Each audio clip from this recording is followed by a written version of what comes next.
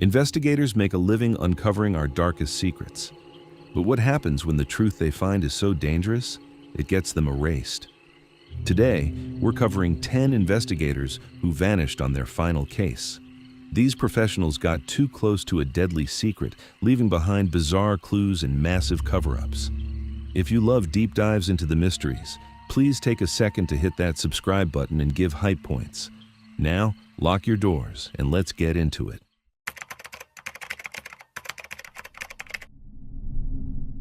Let me tell you about a place called Kish Island. If you look at a map of the Persian Gulf, you'll see this little dot about 12 miles off the southern coast of Iran. And if you look up pictures of it, you'll see beaches, luxury hotels, shopping malls, palm trees. It looks like Dubai's slightly rundown cousin, a resort, a getaway, but that's the postcard version. The real Kish Island is something else entirely. Kish is a free trade zone, which means that unlike the rest of Iran, you don't need a visa to enter. You can just show up. And because of that one detail, Kish Island had become, by the mid-2000s, one of the shadiest places on Earth. It was a smuggler's paradise, a haven for money launderers, sanctions dodgers, black market cigarette traders, and international fugitives. And overseeing all of it, quietly, was the Islamic Revolutionary Guard Corps. The IRGC, Iran's elite paramilitary intelligence branch. They owned the shipping companies, they owned the front businesses, they watched everything that moved on that island. To walk into Kish as an American in 2007 was to walk into a hornet's nest wearing a bee suit made of paper. And that's exactly what a 58-year-old man named Robert Levinson did on March 8, 2007. Now, before I tell you what happened to Bob, I need you to understand who he was. Because this wasn't some naive tourist. This wasn't some clueless businessman who wandered into the wrong bar. Bob Levinson was a legend, 6'4", broad-shouldered, 6 years with the DEA, 22 years as a special agent with the FBI. He was one of the Bureau's leading experts on Russian organized crime and international money laundering. He had spent his entire career chasing the kind of people who make other people disappear. He was also a devoted family man. He had a wife, Christine, and he had 7 children. 7. He was, by every account, a good father. Grounded, methodical, not reckless. When he retired from the FBI in 1998, he transitioned into corporate private investigation work, running his own firm. He was 58 years old. He should have been thinking about grandchildren, not international espionage. And that's what makes this case so unbearable. Because officially, the reason Bob Levinson was on Kish Island that day was to investigate cigarette smuggling for a corporate client. That was the story. That was what he told his wife. That was what the U.S. government told the world for years after he vanished. Cigarette smuggling, a corporate gig, nothing dangerous. Let me tell you what actually happened. Bob flew from Dubai to Kish on the morning of March 8th. He checked into the Hotel Mariam. He called his wife and said, "Hey, cell service here is bad. You probably won't hear from me for about 24 hours. Don't worry." That was the last time Christine Levinson ever heard her husband's voice. The next day, March 9th, Bob had a meeting inside his hotel room. And this is where the official cover story starts to fall apart before it even leaves the ground. Because the man he was meeting was not a cigarette smuggler. The man he was meeting was named Dawood Salahuddin. Now, Dawood Salahuddin was born David Belfield in the United States. In 1980, he assassinated a former Iranian diplomat named Ali Akbar Tabatabai on his front doorstep in Bethesda, Maryland. He dressed up as a postal worker, shot the man dead, and then fled the country. He went to Iran and lived there for the next several decades under the protection of the regime. He is a wanted man in the United States. He is on the FBI's most wanted list. And Bob Levinson, a retired FBI special agent, sat in a hotel room on an Iranian island with him for several hours. Hold on. Let's think about that for a second. Because if you accept the cover story, if you accept that Bob was really just investigating counterfeit cigarettes for a client, this makes no sense at all. Why would a corporate PI working a routine white-collar case fly into the most surveilled island in the Persian Gulf to have a private meeting with a confessed assassin who murdered a diplomat on American soil? That's not a cigarette investigation. That's a spy meeting. And of course, that's exactly what it was. Because years later, the truth came out. And it came out slowly, painfully, leaked in pieces by frustrated intelligence officials to reporters. Bob Levinson was not on that island as a private investigator. He was on that island working for the CIA. But it gets more complicated than that. Because Bob wasn't working for the CIA's Official Operations Division. He wasn't a sanctioned officer. He was being paid off the books by a group of analysts at the CIA. Analysts, not operators. These were desk people who had no legal authority to run human intelligence missions, and they were paying Bob directly to gather intelligence on Iran's nuclear program and IRGC money laundering operations. It was a rogue operation. It was not authorized by anyone up the chain of command. When this eventually came out internally, the CIA quietly disciplined 10 analysts and forced several early resignations. It was one of the biggest institutional intelligence scandals in a generation, and almost nobody outside of Washington ever heard about it. But that's later. Let's go back to March 9, 2007. After the meeting with Salahuddin, Bob checks out of the Hotel Mariam. His signature is on the checkout bill. This is confirmed. He gets into a taxi and, according to hotel staff, the taxi heads toward the airport. He never arrives. He's not on any outbound flight manifest. His name doesn't appear on any passenger list. He simply drives off toward the airport, and then he stops existing. Now, here's what the Iranian government said. Initially, they said they had no idea who Bob Levinson was. Then they said, okay, maybe we detained him briefly for a visa question, but he left the island, and we don't know where he went. That was the story. He left. We don't know.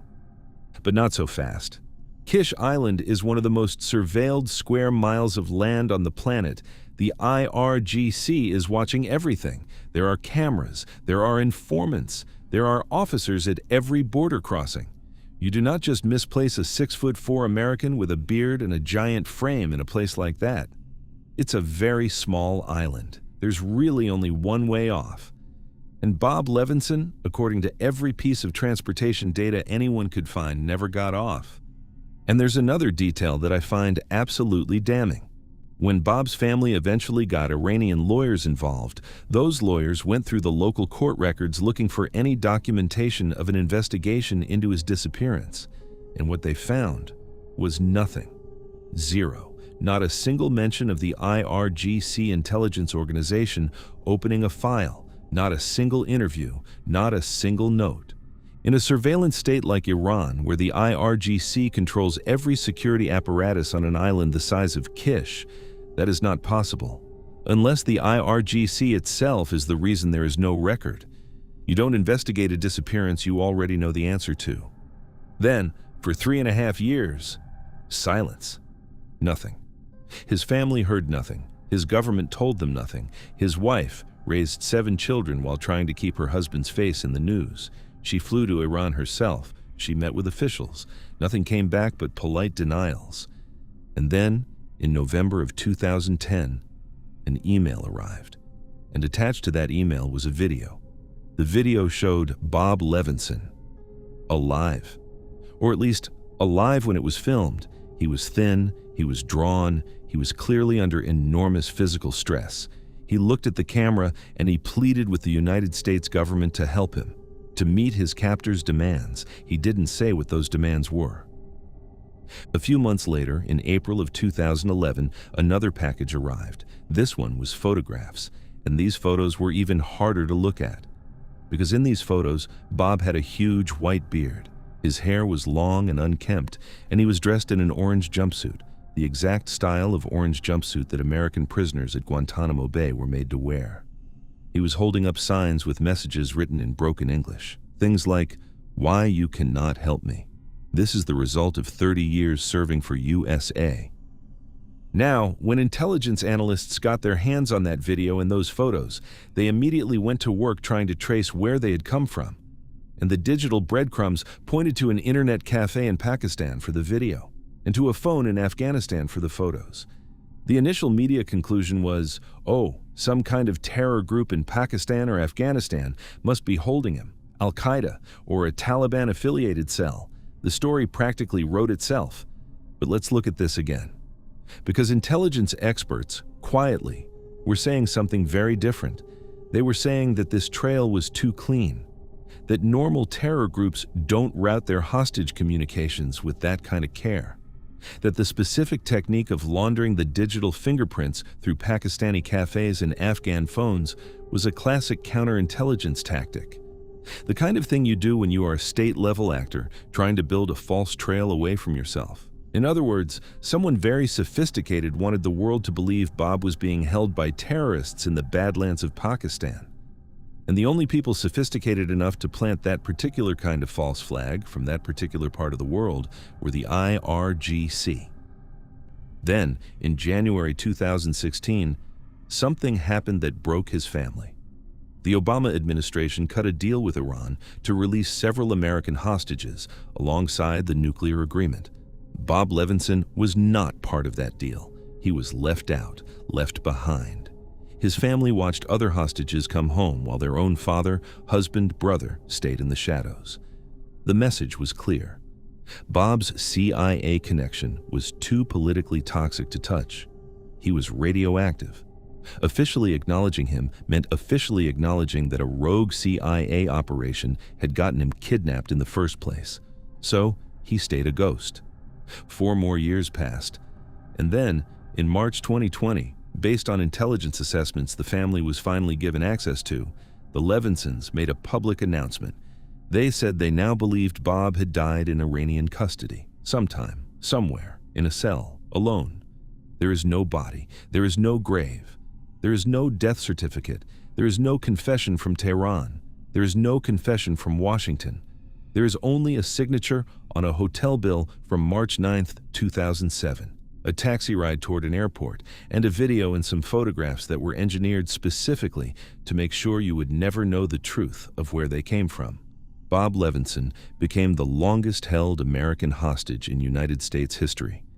He served his country for 28 years in law enforcement. And then, in his retirement, he was pulled back into the shadows one last time by people at the CIA who weren't even supposed to be running him. They sent a 58-year-old father of 7 onto an island, crawling with hostile intelligence to meet a fugitive assassin. And when it went wrong, they hid what they had done. And Iran hid what they had done. And the two lies together made a kind of shape. And in the middle of that shape, Bob Levinson quietly disappeared. The taxi drove away from the Hotel Mariam that afternoon. It rolled down a hot, dusty road on a small island in the Persian Gulf. And nobody, anywhere, has ever seen him again.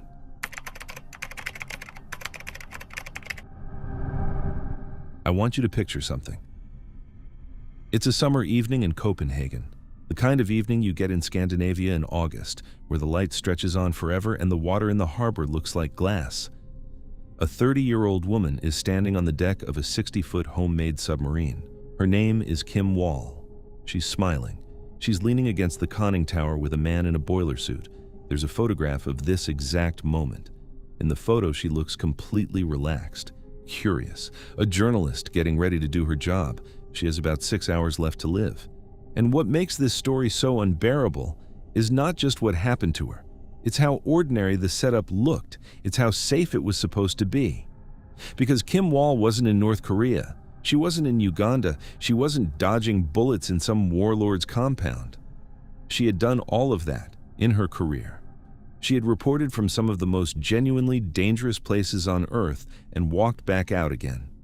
She was 30 years old, an award-winning freelance journalist published in the New York Times and the Guardian and Time magazine. She was fearless, and on August 10, 2017, she got on a submarine in Copenhagen Harbor for what was supposed to be a 2-hour interview. That's the setup we have to sit with, because to understand this case, you need to understand the contrast. Denmark is one of the safest countries in the world. Copenhagen is a wealthy, modern, high-trust European city. People leave their babies in strollers outside cafes, bicycles unlocked, front doors open. It is not the kind of place where journalists get murdered. And then there was the vessel itself, the UC-3 Nautilus. This was not a Navy submarine. This was a homemade midget submarine built by an eccentric local inventor and celebrity named Peter Madsen. He had crowdfunded it. He had built it in a warehouse. It was 60 feet long, weighed 40 tons, and to a certain kind of Copenhagen personality, Peter Madsen was a folk hero. The guy who built his own submarine. The guy who was trying to build his own amateur space rocket. A little strange, sure. A little intense. But interesting. Quirky. Now, this is where it starts to get uncomfortable, because Kim Wall was about to move to Beijing with her boyfriend. She had a going-away party planned for that very evening. This submarine interview was supposed to be a quick, quirky profile she'd knock out before dinner. She'd been trying to pin Madsen down for an interview for a while. That afternoon, he finally messaged her and said, "Come now." So she went. And here's the part that gets me. Around 7 in the evening, she boarded the Nautilus. Her boyfriend actually walked her down to the harbor. He watched her get on. He saw the two of them cast off. And then the submarine slipped out into the bay and disappeared into that endless summer twilight. She was supposed to be back by 10 p.m. 10 p.m. came. Nothing. Midnight passed. Still nothing. Her boyfriend called the police, and a massive maritime search began, up and down the coast, boats and helicopters combing the water for a homemade submarine and a missing journalist. The next morning, they found the Nautilus, just drifting in the bay. And what happened next is one of those details that reads like a scene from a movie. A civilian in a nearby boat saw the submarine. Peter Madsen climbed up out of the conning tower, waved and shouted across the water that he was trying something dangerous. And then, right in front of this witness, the submarine sank. Fast, 30 seconds, gone.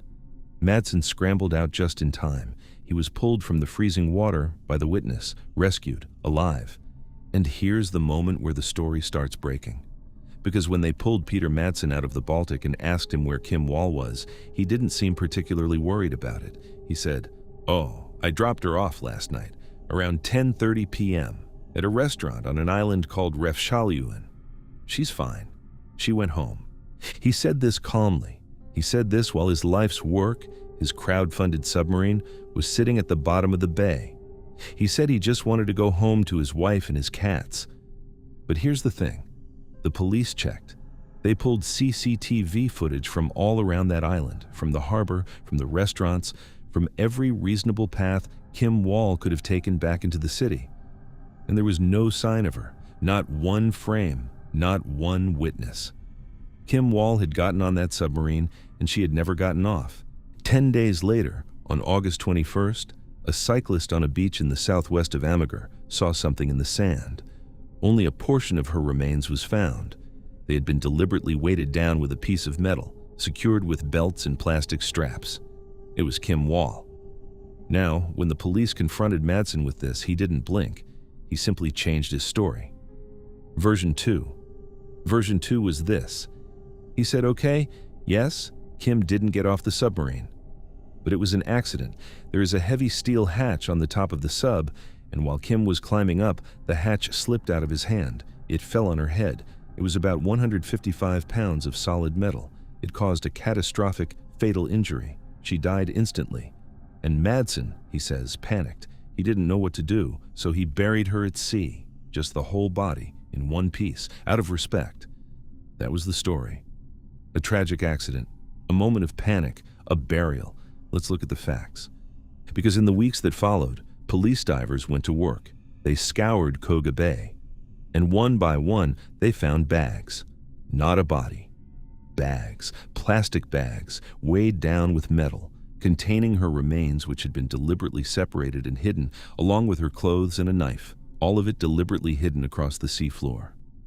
Hold on, let's stop right there. Because a hatch that falls and crushes someone doesn't result in remains that have been intentionally dismembered, separated into plastic bags, and weighted down on the seafloor to defeat buoyancy. If you have a genuine accident on a submarine, you radio for help. You call the Coast Guard. You do not turn your vessel into a floating crime lab. And it gets worse. Because when the pathologist finally examined Kim Wall's head, there was a problem. There was no fracture, no blunt force trauma, nothing. The skull was intact, which means the Hatch story is impossible. The Hatch never fell on her. He made it up, so Madsen changed his story again. Version 3. Now he claims that he was up on the deck of the submarine, and toxic exhaust fumes flooded the interior, and Kim Wall suffocated from the fumes while he was outside, oblivious. Carbon monoxide poisoning, a tragedy of ventilation. Not his fault. Okay, let's think about this for a second, because even if we entertain that story, it doesn't hold up for 10 seconds. First, the pathologist tested Kim Wall's heart tissue and lung tissue for signs of exhaust gas exposure. 0 traces, none. So the toxic fume story is also a lie. But even if it were true, ask yourself, if your interviewee dies of accidental carbon monoxide poisoning on your submarine, what is the natural response? You surface, you radio for help, you tell somebody. You do not spend the next several hours destroying the scene. You do not inflict severe intentional trauma on the victim to ensure the remains stay hidden. You do not deliberately hide remains on the seafloor. You do not lie about it to the police the next morning while pretending your submarine sank by accident. Innocent people don't do those things. Innocent people call an ambulance. They don't try to hide a crime. And here's the detail that I think is the coldest of all. Because as the trial went on, the forensic evidence made it very clear that this was not spontaneous. This was not panic. This was planned. When investigators searched the wreckage of the Nautilus after they raised it from the bottom, they realized something. The submarine didn't sink because of a valve failure. It didn't sink because of an accident. The valves had been manipulated from the inside. Peter Madsen had deliberately sunk his own homemade submarine, the vessel he had spent years building, in an attempt to destroy the crime scene. And more than that, before Kim Wall ever set foot on that submarine, Peter Madsen had loaded specific tools on board: a saw, sharpened screwdrivers, green PVC hoses, metal pipes. These are not items you bring on a 2-hour harbor cruise. These are not standard nautical equipment. These are the tools you bring when you have decided in advance what you are going to do to the person you have invited on board. And when investigators went into Peter Madsen's computer, they found what he had been consuming in the weeks leading up to Kim's visit. A cache of horrific, highly disturbing videos documenting extreme real-world violence against women. Not fantasy, real people, real deaths. This was what he had been watching. This was the world he had been living inside. He didn't panic on the Nautilus that night. He executed a plan. And Kim Wall, one of the most talented young journalists of her generation, a woman who had reported from war zones and totalitarian regimes and dictatorships, walked into a steel tube in a peaceful European harbor and never came out. Madsen was convicted of premeditated murder, aggravated assault, and desecration of a corpse. He was sentenced to life in prison in Denmark, which is one of the rarest sentences the Danish justice system hands down. During his psychiatric evaluations, forensic experts described him as a highly functioning psychopath. He discussed the destruction of Kim Wall's remains with the same emotional tone you might use to describe a plumbing repair. Nothing, no remorse, no affect, just a blank recitation of facts. For years after, he continued to lie. He continued to change his story. In 2020, he finally, briefly, admitted the killing on camera to a documentary filmmaker. And then he tried to walk it back. Here's what I keep coming back to. Kim Wall had done everything right. She was smart, she was careful, she was experienced. She had reported on Idi Amin's brutal political prisons in Uganda. She had gone into North Korea. She had covered voodoo culture in Haiti. She had walked through some of the most genuinely dangerous places a journalist can walk through, and she had walked back out again every single time. And in the end, the thing that killed her wasn't a war zone. It wasn't a dictatorship. It wasn't a hostile intelligence service. It was a man in a boiler suit, in a homemade submarine, in one of the safest cities on Earth on a quiet summer evening 3 miles from home. She got on a boat to do an interview, and the boat was the trap.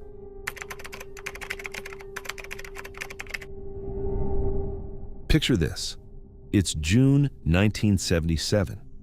A rancher out in the scrubland 40 miles west of Tucson is going about his day when he sees something that doesn't belong. A body, lying in the dirt next to a Mercury Cougar. The man is wearing a bulletproof vest. He has a custom belt buckle that hides a concealed blade. He has suffered a fatal gunshot wound from his own .357 Magnum. The gun is next to him, wiped completely clean, and pinned to his underwear is a $2 bill covered in Spanish surnames and a hand-drawn map of the desert. The Pima County Sheriff's Department takes one look at this scene and rules it a self-inflicted death. Yeah, we need to talk about Chuck Morgan. Now, to understand how weird this case is, you have to understand where and when it happened. Tucson, Arizona in the late 70s was not the sprawling city it is today.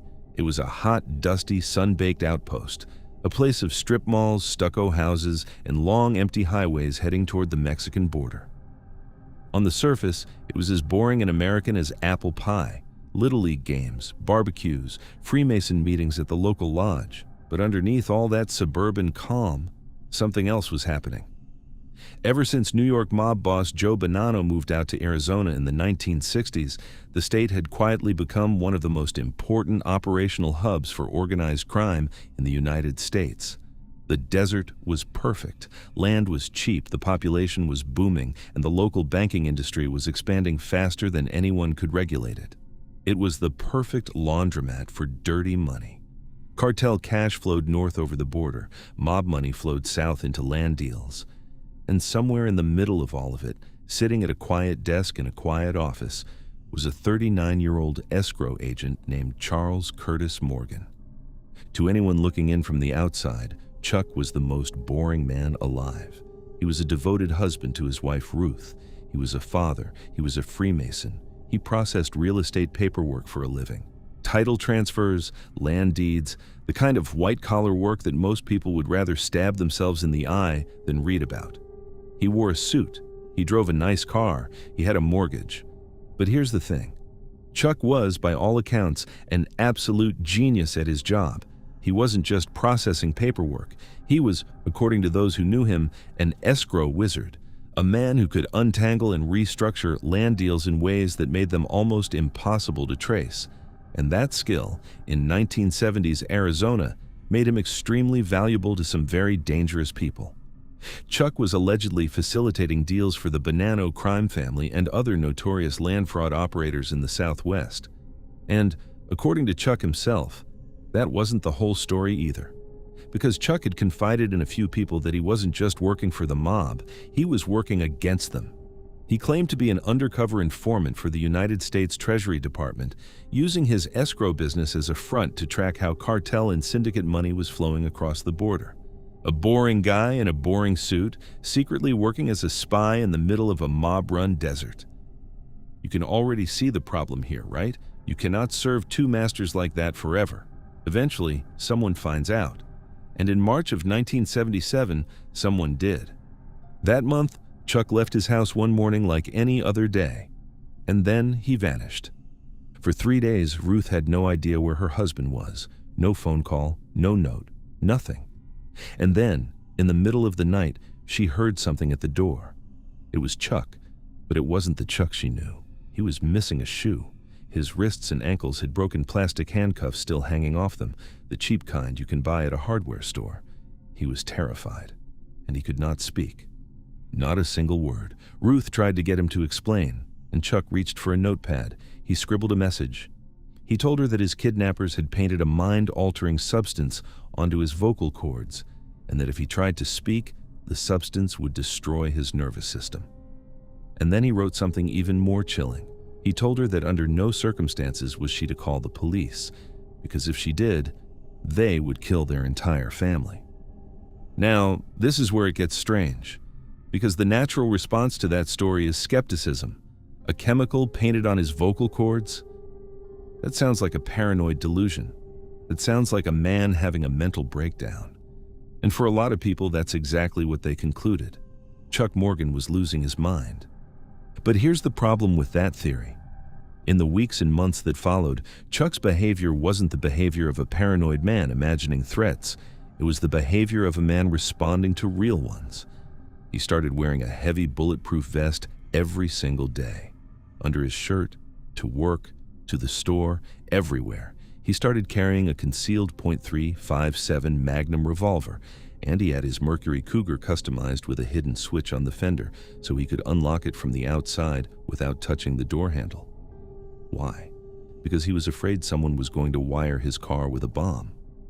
Also, in early May, the Arizona State Banking Department pulled him into a secret investigation, dangling his escrow license over his head to force him to cooperate. He testified about a shady lender he'd worked with called Banco International. So whatever Chuck knew, the state suddenly wanted it too.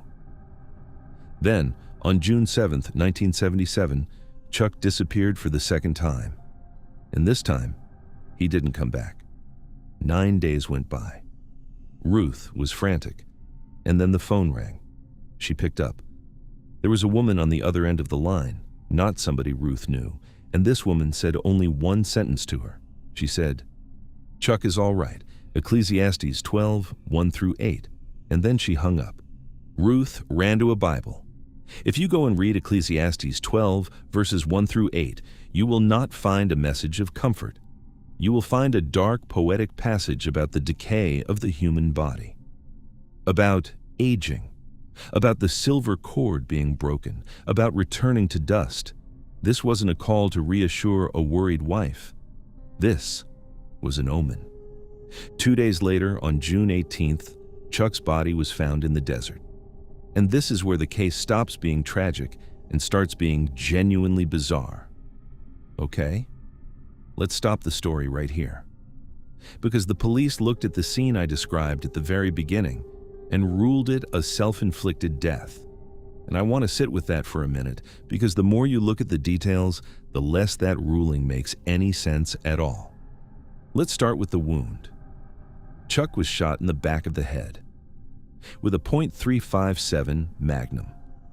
Now, I want you to physically try to picture this. A .357 Magnum is a heavy, long-barreled revolver. It has serious recoil. It's not a small pocket pistol. How, exactly, does a person manually operate and fire a heavy weapon like that from behind their own head? The physical angle makes it nearly impossible. It's the kind of shot that a professional executioner would deliver from behind. And then there's the gun itself. It was found lying next to him, and it had been wiped completely clean. No fingerprints, not even Chuck's. Now think about that. If Chuck shot himself in the back of the head with this gun, how did he then, with his final seconds of consciousness, wipe every single print off the weapon before dying? He didn't. That's not physically possible. Someone else was there. Someone who wiped the gun down. Now let's talk about what he was wearing. Chuck was found in his bulletproof vest. His belt buckle had a hidden knife inside it. He had a gun holster on. This is not the wardrobe of a man who has decided to end his own life. This is the wardrobe of a man who is expecting a fight. You don't put on body armor to shoot yourself. Nobody thinks, well, I'm going to kill myself, but just in case someone tries to kill me first, I'd better wear this vest. It's absurd on its face, but it gets weirder. Because inside his Mercury Cougar, investigators found a small arsenal, extra ammunition, multiple firearms, CB radios, communication gear. And then, wrapped delicately in a clean white handkerchief on the seat, they found one of Chuck's own teeth. His tooth. Just sitting there. Why would that be there? Well, in the world of organized crime, a tooth pulled from a man's mouth is not a random detail. It's a proof of inflicted trauma. It's a trophy. It's a warning to other associates. It says, we got him, we hurt him, and now we're sending him back to you. And then there's the $2 bill. Pinned to his underwear was a crisp $2 bill, that unusual denomination. Written on it were 7 Spanish surnames. On the back was a rough, hand-drawn map of the surrounding desert. And here is the truly haunting part. When Chuck was first kidnapped back in March, he had told Ruth that his captors had temporarily taken this exact same denomination of currency from him before giving it back. So this $2 bill wasn't a random detail. It was a ledger, or a set of contacts, or a coded threat, something specific, something that meant something to somebody. Ask yourself, does a man planning to take his own life sit down and pin a $2 bill with 7 Spanish names and a smuggling map to his underwear? Does he wrap his own extracted tooth in a handkerchief and place it in his car? Does he drive to the desert in a bulletproof vest with a concealed knife in his belt buckle, shoot himself in the back of the head with a heavy revolver, and then, in the split second before dying, wipe the gun completely clean? You know the answer. Of course he doesn't. And yet, that is the story the Pima County Sheriff's Department told. Officially. In writing. Case closed. There is one other detail I want to leave you with. 13 years after Chuck's death, in Phoenix, a man named Doug Johnston was shot and killed, and investigators eventually came to believe that Johnston wasn't the intended target. The real target, they suspected, was a journalist who happened to look a lot like him. A journalist who, at that time, was doing something dangerous. He was reopening the Chuck Morgan case. Whoever killed Chuck Morgan in that desert in June of 1977, if someone did, they weren't just protecting themselves in the moment, they were protecting a secret they still cared about more than a decade later. So what really happened out there? Was Chuck Morgan a delusional man in the grips of a spiraling breakdown who staged one of the most elaborate self-inflicted deaths in American history? Or was he exactly what he claimed to be? A quiet man in a quiet suit, working a quiet job, who saw too much of the money flowing through the Arizona desert and was silenced in the only way that kind of secret can be silenced: the bulletproof vest, the wiped gun, the tooth in the handkerchief, the $2 bill. They're all still sitting there, in an evidence box somewhere, waiting for someone to explain them. Nobody ever has. Room 1406 of the Hotel Carrera in Santiago, Chile, March 31st, 1990. A hotel maid unlocks the door to do her morning turndown and finds a scene that will never quite make sense to anyone who looks at it carefully. A 28-year-old British journalist is dead. He's found dead inside the closet. The scene is staged to look like a hanging, using a shirt he was wearing the day before, tied to a low clothes rail. But his feet are flat on the floor. His bed is perfectly made, untouched. His suitcase is packed. His plane ticket to London is sitting on the desk for a flight later that day. Within hours, Chilean police will rule that he took his own life. And within days, the British Foreign Office representative in Santiago will be quietly briefing reporters that, no, actually, it wasn't self-inflicted. It was something even more embarrassing. It was, they will allege, a bizarre, intimate, accidental death. Neither of those stories is true. And to understand why, we need to talk about what a young man named Jonathan Moyle was actually doing in Santiago that week. Let me set the stage. March 1990. Chile is a country coming out of a long, dark nightmare. General Augusto Pinochet had ruled with an iron fist for nearly 2 decades, and the country was only just, tentatively, stepping back into democracy. But the military and its intelligence networks were still there, still watching, still powerful. And that particular week, Santiago was hosting FIDAE, one of the biggest international arms and aerospace expos in the Southern Hemisphere. Think about what that meant. Every major hotel in the city was full of generals in metal-covered dress uniforms, defense contractors in expensive suits, shadowy men with unmarked briefcases, intelligence agents from a dozen countries, all pretending to be businessmen. It was a global bazaar for weapons, and the timing could not have been more charged because the Cold War was ending and the Middle East was heating up. Iran and Iraq had just come out of a decade-long war, and everybody in the industry knew that Saddam Hussein was still hungry for hardware. Money was flowing, deals were being made in smoke-filled hotel bars, and nobody wanted a nosy reporter around. Which brings us to Jonathan Moyle. Jonathan was 28 years old. He was British. He was the acting editor of a specialist magazine called Defense Helicopter World. Now, on paper, a trade magazine editor sounds pretty low stakes. But here's the thing. Jonathan wasn't just some reporter reading press releases. He was a former Royal Air Force helicopter pilot. He had actually flown these machines. He knew, technically, mechanically, precisely what different helicopter platforms could and couldn't do. When Jonathan looked at a Bell civilian utility helicopter, he could tell you exactly what modifications you would need to make to turn it into a combat gunship. And he could tell you whether those modifications were legal under international export laws. That's a dangerous kind of expertise to have in a room full of arms dealers. And Jonathan hadn't come to Santiago to browse. He had come with a very specific target. He was investigating a Chilean arms manufacturer called Industrias Cardoen, a company with deep ties to the old Pinochet regime. And the rumor Jonathan was chasing was this: that Cardoen was quietly buying civilian Bell helicopters, illegally modifying them into military attack platforms, and shipping them to Saddam Hussein's Iraq. This was a massive breach of international arms embargoes. If Jonathan could prove it, he was going to blow the entire operation wide open. Witnesses at the FIDE Expo saw him working. He was aggressive. He was asking pointed, uncomfortable questions. He was getting into heated conversations with contractors. He was, by all accounts, running a serious investigation right there on the exhibition floor.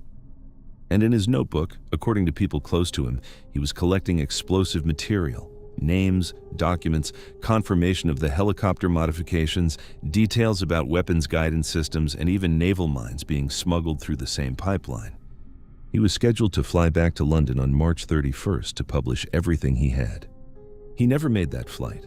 Instead, that morning, the hotel maid opened the door to room 1406 and found him hanging in the closet.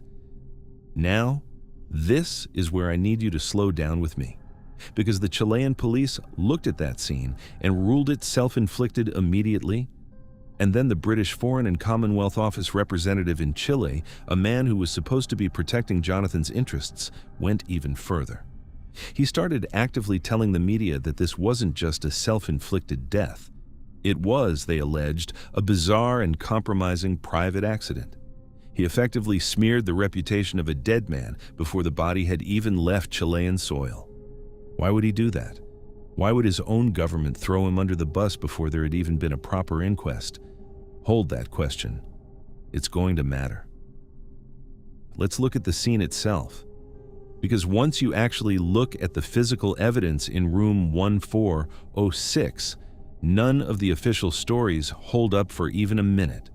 Start with the physical evidence in the wardrobe. The clothes rail was about 5 feet off the ground, significantly lower than Jonathan's height. Because his feet were resting flat on the floor, forensic experts and investigators quickly pointed out that based on his positioning and height in the wardrobe, an accidental or self-inflicted death was physically inconsistent with the scene. So already, the scene doesn't work. It's not a mechanically believable self-inflicted death. Now let's look at what was around him. His bed was perfectly made, untouched from the night before, if you believe housekeeping.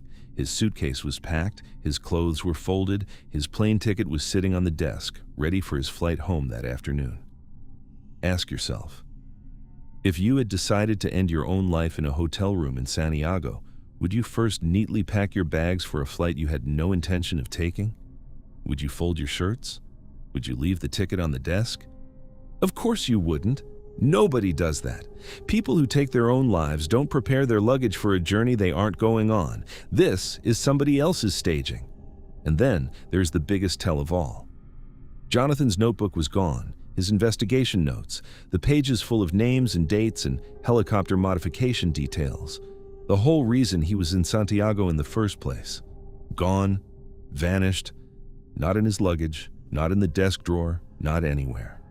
Now, why on earth would a man planning to take his own life carefully remove his own investigative notes from his hotel room beforehand? He wouldn't. The only people who benefit from those notes disappearing are the people Jonathan was investigating. But wait, it gets worse. Because the Chilean forensic work on this case was, to put it politely, a disaster. And when Jonathan's body was eventually flown back to the United Kingdom for a proper independent autopsy by a British pathologist named Dr. Richard Van Oppen, something very strange came to light.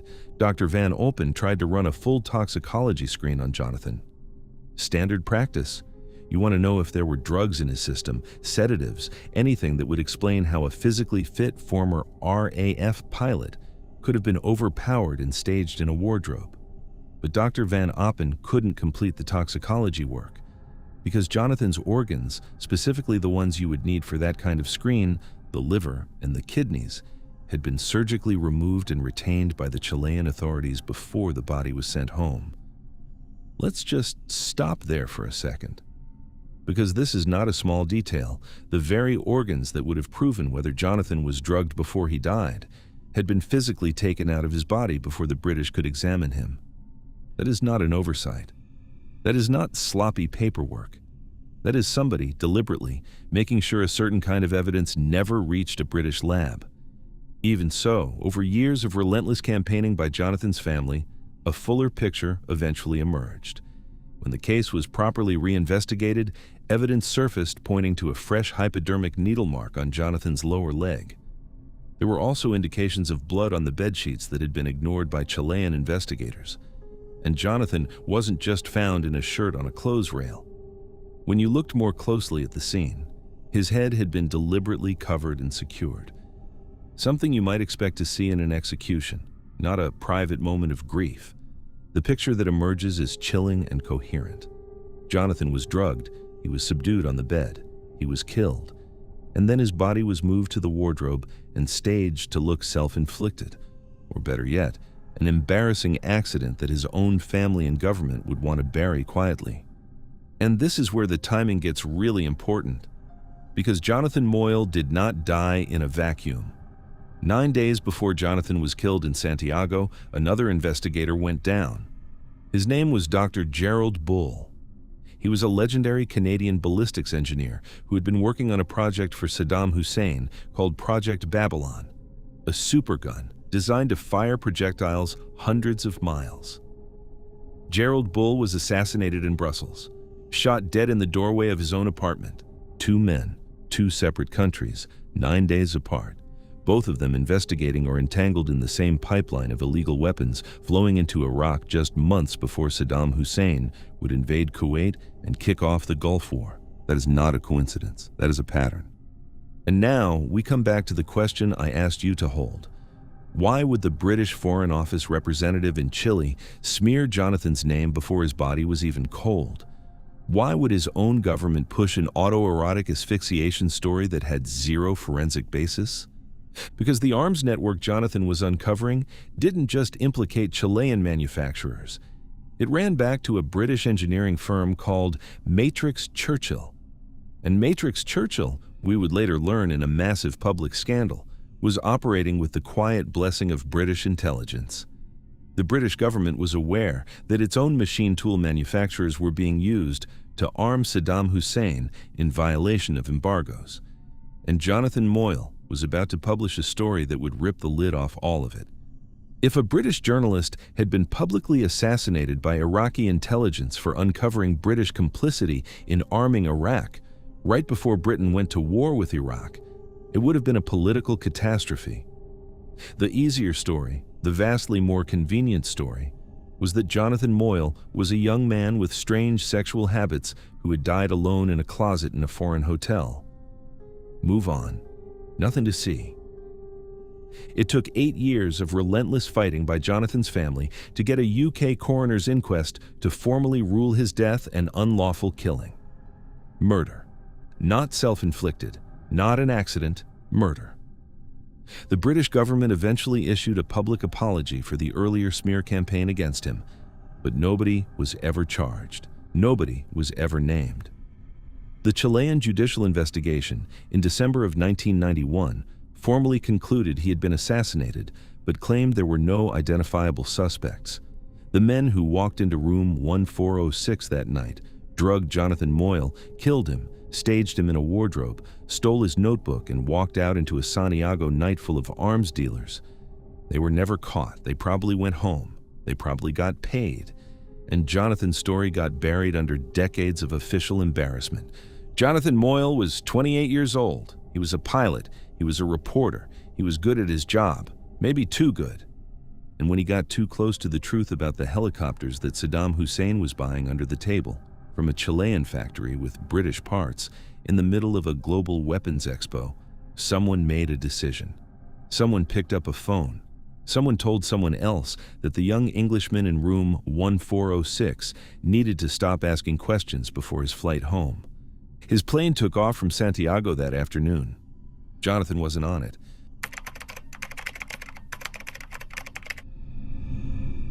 I want to start with a single image. It's about 9:40 in the evening, March 10th, 1987. The car park behind a pub called the Golden Lion in Sydenham, South London.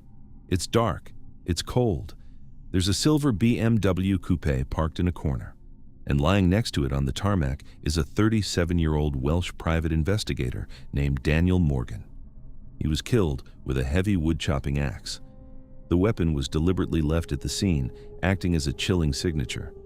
And in Daniel's hands, the last thing he ever touched in this world are his car keys and 2 unopened packets of Golden Wonder crisps. That is the last image of Daniel Morgan alive. And it's the image that would haunt British policing for the next 4 decades. Because what happened in that car park was not a mugging, it was not a robbery, it was not a fight that got out of hand. It was an execution, and the people who arranged that execution were almost certainly wearing police uniforms during the day. Let me take you back a bit. London in 1987 is a very particular kind of place. This is not the polished tourist London of today. This is the tail end of the Thatcher era. Smoky pubs, rain-slicked pavement, grim housing estates on the edges of the city.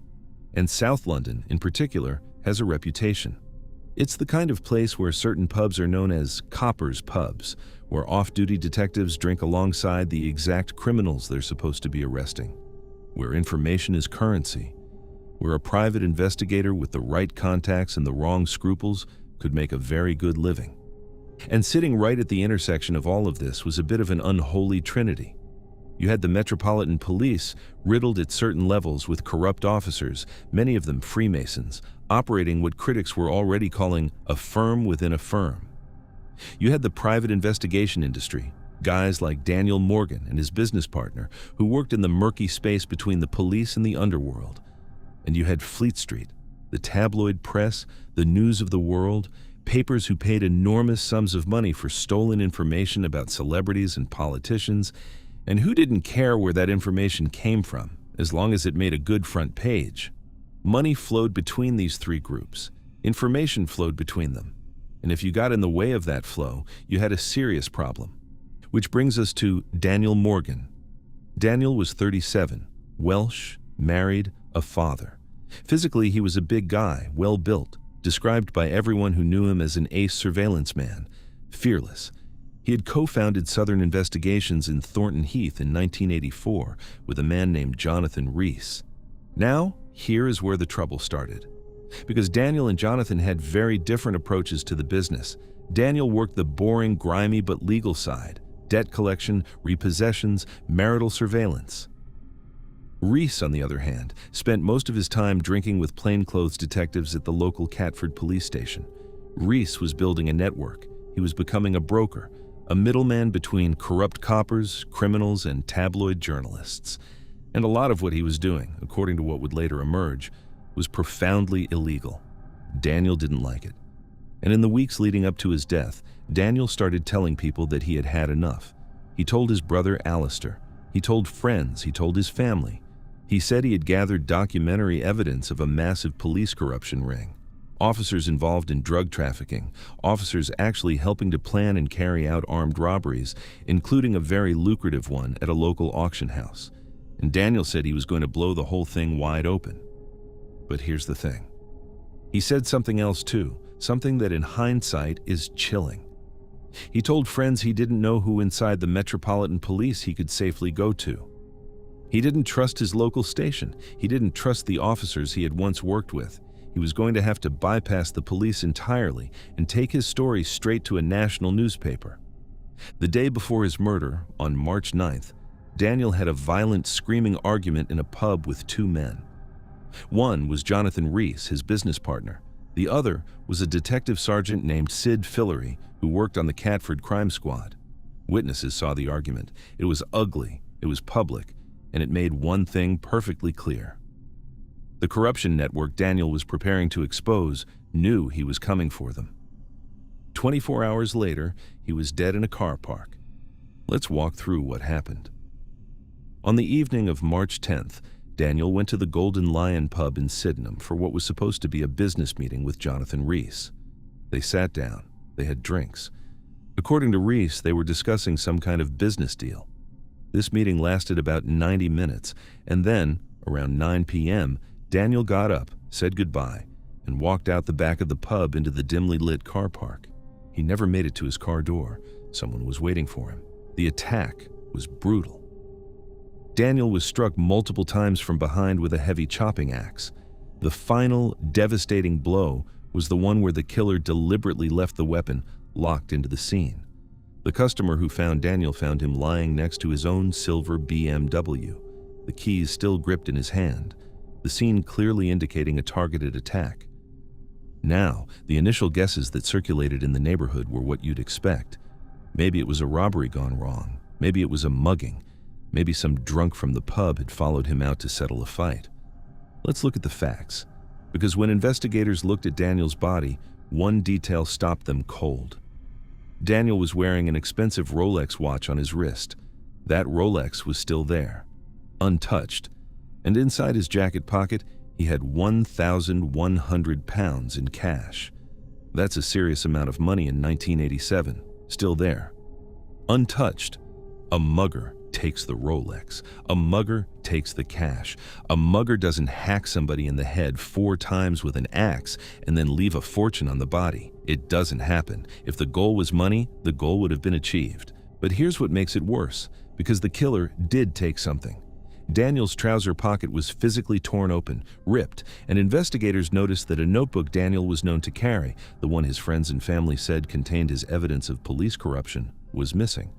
Just that. The one item that mattered. The one item that could have gotten certain people sent to prison for a very long time. Gone. Stop and think about that for a second. What kind of mugger leaves a Rolex on your wrist and 1,100 pounds in your jacket, but reaches into your trousers to rip open a pocket and steal a notebook? None. Zero. That is not a mugging. That is a targeted retrieval. Somebody wanted that notebook, and they were willing to leave thousands of pounds of easy loot behind to make sure they got it. Now let's talk about the murder weapon, because this detail is where the whole spontaneous crime theory dies for good. Police examined the axe. It was a cheap 45-pound Chinese-made chopping axe, the kind you could buy at any hardware store. Nothing special about the axe itself. But the handle. The handle had been meticulously wrapped in 2 layers of surgical sticking plaster, adhesive medical tape, neat, deliberate, careful. Why on earth would somebody do that? 2 reasons. 1, it guarantees that no fingerprints from the killer will ever end up on the handle. 2, it gives the killer a secure, non-slip grip during the swing. Nobody grabs an axe off their wall in a fit of rage and then stops to sterilize the handle with medical tape. That is a professional wrapping the weapon of a professional hit. That axe was prepared, days in advance probably. This murder was planned.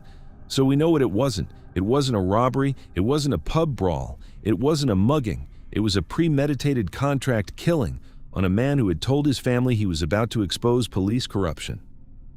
Now here's where the story goes from a tragedy to something genuinely enraging.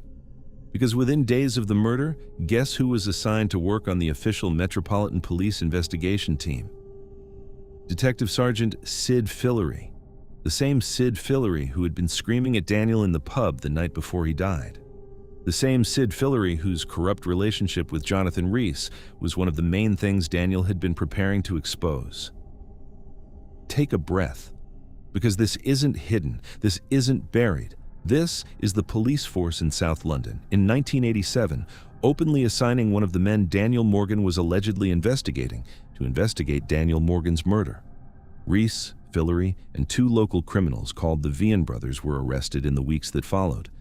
And then, they were quietly released. No charges. Lack of evidence. Fillery, meanwhile, used his position inside the investigation to influence which witnesses got interviewed, which leads got pursued, and which pieces of evidence quietly went missing.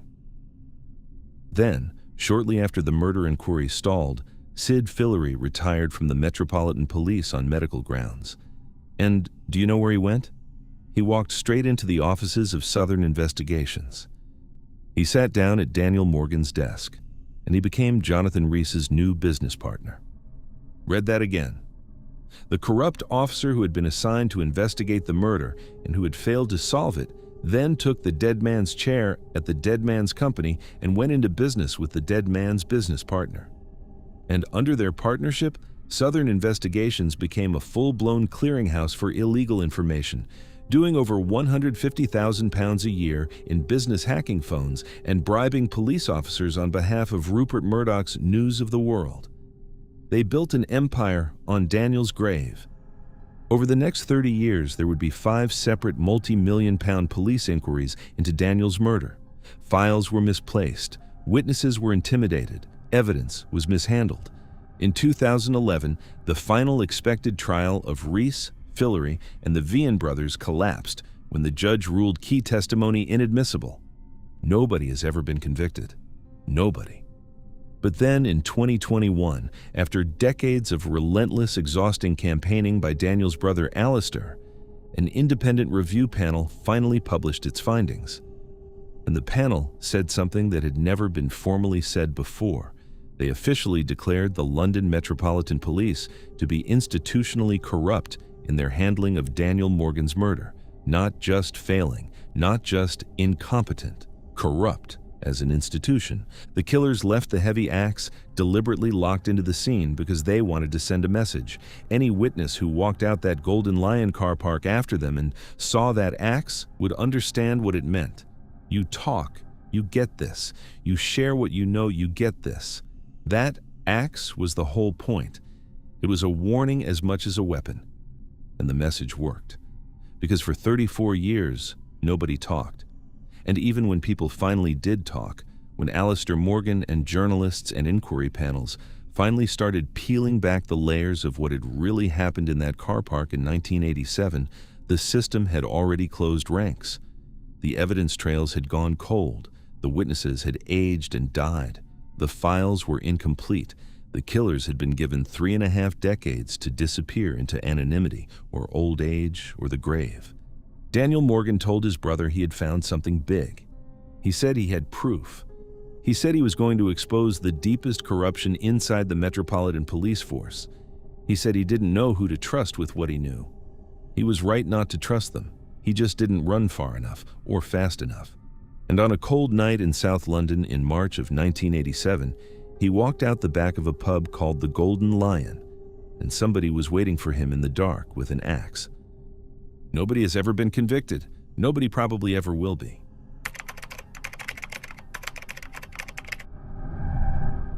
There is a note taped to a front door in a quiet suburb of Sacramento, California. It's the morning of December 10th, 2004. The house belongs to a 49-year-old man named Gary Webb, and the note is written in his own handwriting, addressed to the movers who were scheduled to arrive that day. It reads simply, "Please do not enter. Call 911 and ask for an ambulance. Thank you." Inside the house, the movers will find Gary Webb dead. He has been shot in the head with a .38 caliber revolver, not once, twice. 2 separate gunshots to the head from a heavy .38 caliber revolver that requires you to physically cock the hammer between each shot. The Sacramento County coroner will look at that scene and within days issue an official ruling that he took his own life. And I want to spend the next few minutes talking about why that ruling, on its face, has never really made complete sense to anybody who understands what Gary Webb actually did with his life. Because the man in that house wasn't just a journalist who had fallen on hard times. The man in that house was somebody who, 8 years earlier, had walked up to the biggest, most powerful intelligence agency on the planet, punched it in the mouth, and never fully recovered from what came back at him. Let me take you back. To understand Gary Webb's death, you have to understand Gary Webb's life. And specifically, you have to understand what happened in the summer of 1996. Because up until that point, Gary was a rising star in American journalism. He had already won the 1980 Investigative Reporters and Editors Award for a series on organized crime in the Ohio coal industry. He had contributed to a 1990 Pulitzer Prize for general news reporting at the San Jose Mercury News for coverage of the Loma Prieta earthquake. He was 41 years old. He had a wife and kids. He was the kind of reporter other reporters respected, meticulous, fearless. The kind of guy who would read every one of 10,000 pages of redacted government documents, until he found the one paragraph that told the truth. And in August of 1996, he published a 3-part investigative series in the Mercury News called Dark Alliance. Now, this is where it gets big, because what Gary Webb reported in Dark Alliance was, at the time, considered essentially unspeakable in mainstream American journalism. He documented in painstaking detail that a drug ring in California in the 1980s had been supplying tons of illicit substances to the Crips and Bloods in Los Angeles. And the profits from that contraband trade were being funneled to a CIA-backed rebel army in Nicaragua called the Contras.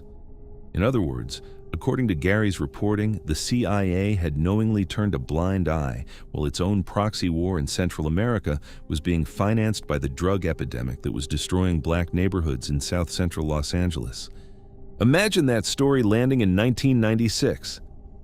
Imagine what it did in the communities that had been hit hardest by the crack epidemic. Imagine what it did inside the walls at Langley. And here's the thing. Gary didn't just publish it in newsprint. The Mercury News was one of the first newspapers in America to put a serious investigation on the internet, and Dark Alliance went viral in a way that basically nothing before it ever had. Congressional hearings were called, communities marched, it became a national moment, and then the machine came down on him. Within months, the Washington Post, the New York Times, and the Los Angeles Times, 3 of the most powerful newspapers in the country, launched what can only be described as a coordinated campaign to discredit Dark Alliance. They didn't dispute the underlying documents, they picked at the framing. They accused Gary of overstating certain claims. They ran story after story after story questioning his methods. His own editor at the Mercury News, under enormous institutional pressure, eventually published a partial retraction. Gary was reassigned to a bureau where nothing was happening. His career in mainstream journalism was essentially over. By 1997, he had resigned. And here is one of the great quiet ironies of American journalism. Because in 1998, the CIA's own Inspector General released a 2-volume report that quietly, in bureaucratic language, admitted that a huge portion of what Gary had reported was actually true. The Contras had known drug traffickers. The CIA had known about it. Nobody had stopped it. Gary Webb had been right. But by the time that admission came out, the damage was done. The narrative had already set. Gary Webb, in the eyes of the American media establishment, was the reporter who had gone too far. He couldn't get hired at a major paper. He couldn't get his calls returned. He tried freelancing. He tried a book. He was doing some work for a small alternative weekly. But the money had dried up. His marriage had ended. He was raising his kids alone. And by 2004, his financial situation was collapsing. That brings us to Carmichael, California, December of 2004. Gary is 49 years old. He's been forced to sell his home. He can't afford the mortgage. His motorcycle has just been stolen, which by all accounts hit him very hard, because it was one of the last things he owned that he really loved. He is packing his life into cardboard boxes to move to a smaller place. The house is a mess of tape and packing paper and the last remnants of a career that used to matter. He had also, according to friends and family, been telling people in the months before his death that he thought he was being followed, that he thought people had been inside his home. Whether that was paranoia or something real, we will probably never know. On December 9th, according to what would be reconstructed later, Gary retrieved his father's .38 caliber revolver from his nightstand. He wrote the note for the movers. He taped it to the front door. And sometime that night or in the early morning hours of December 10th, he was shot twice in the head. The movers arrived, read the note, called 911. The Sacramento County deputies came in, and that was that. Case closed. Except, let's look at the facts. Because when the coroner's office ruled Gary Webb's death a self-inflicted death, they had to answer a question. And the question was, how does a man shoot himself in the head twice with a .38 caliber revolver? I want you to really sit with the physics of that for a second. A .38 revolver is a heavy weapon. It has serious recoil. It's not a semi-automatic that just fires again if you keep pulling the trigger. A heavy .38 revolver has serious recoil and requires deliberate mechanical effort to fire. Given the incapacitating nature of the first wound, critics argue it would be physically and neurologically near impossible to deliberately aim and fire a second time. And yet, according to the official ruling, Gary Webb did exactly that. The Sacramento County coroner, a man named Robert Lyons, was asked about this by reporters at the time. And to his credit, he acknowledged that it was unusual. He said, and I'm paraphrasing, that while it is uncommon to see two shots when someone ends their own life, it is not impossible. That is technically true. Forensic literature does contain rare cases of multiple self-inflicted gunshots. Studies from major medical examiner offices have found that maybe about 8% of such cases involve more than one wound. But two shots specifically to the head from a revolver is a fraction of that number. It requires the first bullet to somehow miss every part of the brain that controls voluntary movement. It's the kind of thing that happens sometimes, statistically, in the way that lightning sometimes strikes the same person twice. Now, none of that, on its own, proves that Gary Webb was murdered. Rare things do happen. Sometimes people are cursed with bad luck even in the way they die. But here's the thing. Let's put the physics next to the biography. Gary Webb was not just any random 49-year-old man. Gary Webb was arguably the single American journalist who had done the most public damage to the reputation of the Central Intelligence Agency in a generation. He had exposed connections between U.S. intelligence, right-wing rebel armies, and the illicit substance trade in American cities. He had made a lot of very dangerous people, in a lot of very shadowy places, very unhappy. And he had spent the years since 1996 telling anyone who would listen that he wasn't done digging. When a man like that ends up shot twice in the head with a revolver, and the official ruling is a rare, statistically improbable double-shot ruling, you don't have to be a full-blown conspiracy theorist to raise an eyebrow. You just have to be somebody who has read a book. Here's what's chilling. Because in the years before his death, Gary Webb had actually joked morbidly to more than one interviewer about this exact possibility. When journalists asked him if he was afraid of retaliation, he sometimes said, in his own dark way, that if he ever showed up having ended his own life, people should be skeptical. He said this on the record. Multiple times. He was aware of the trope. He was aware of how these things sometimes get written down. And then he ended up on the floor of his home in Carmichael, California, with 2 bullets in his head and a ruling of a self-inflicted death. Now, in fairness, I have to tell you the other side. Because the case for him ending his own life is not nothing. Gary was genuinely, provably in a very bad place. He was broke, he was isolated, he had struggled with depression. Earlier in 2004, he had reportedly paid for his own cremation in advance. He had named his ex-wife as the beneficiary on his bank accounts. He had laid out his driver's license on a table before the shooting. He had written that note for the movers. He had told his mother in the days beforehand some very dark things. All of that is real, and all of it points in one direction. But then, if you were somebody who wanted to silence a whistleblower and stage a self-inflicted death, what would you do? You would look for a man whose life was already visibly falling apart. You would look for a man who had already made the paperwork for you. You would find somebody whose depression and financial ruin would make the obvious ruling almost automatic. And you would use, if you were very cold about it, the very documents already sitting on his desk to complete the picture. I am not telling you which of those stories is true. I don't know. Nobody knows. Nobody on the outside may ever know. What I can tell you is this. Gary Webb spent the last decade of his life telling a story that the most powerful institutions in America did not want told. He was systematically dismantled by his own profession for telling it. He lost his career, his marriage, his home, his motorcycle, his savings, his standing. He watched, in the last years of his life, as parts of the government he had accused quietly admitted, in language buried in reports, that most of what he had said had actually been true. And then, on a December morning in a quiet suburb outside Sacramento, he was found on the floor of his half-packed house with 2 bullets in his head, and the case was closed. The CIA's own Inspector General validated much of what he wrote. Documentary filmmakers made films about him. A Hollywood movie was eventually made about his life.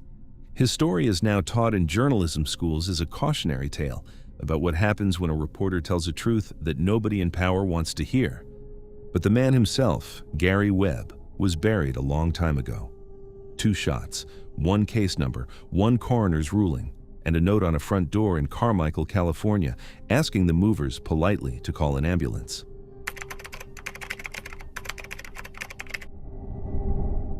"11:34 in the morning, June 2nd, 1976. The parking lot of the Clarendon Hotel in Midtown Phoenix, Arizona. It's already over 100 degrees. The asphalt is shimmering. A white 1976 Datsun sits in a parking space. A middle-aged man in a suit gets in behind the wheel, closes the door, puts the key in the ignition, and turns it. For a fraction of a second, nothing happens.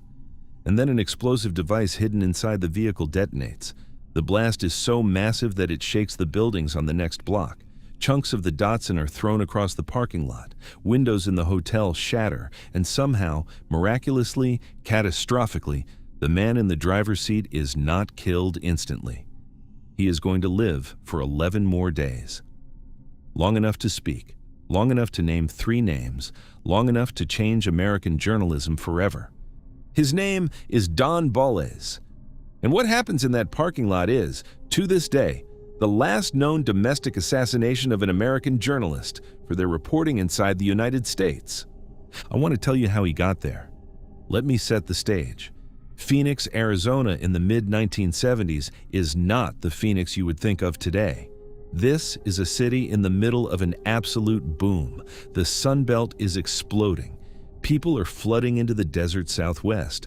Air conditioning is finally making it livable. Cheap land is being scooped up by developers by the square mile. And on the surface, if you drove into Phoenix in 1976, you would see palm trees and swimming pools and shiny new subdivisions and a lot of very tanned, very rich, very optimistic people.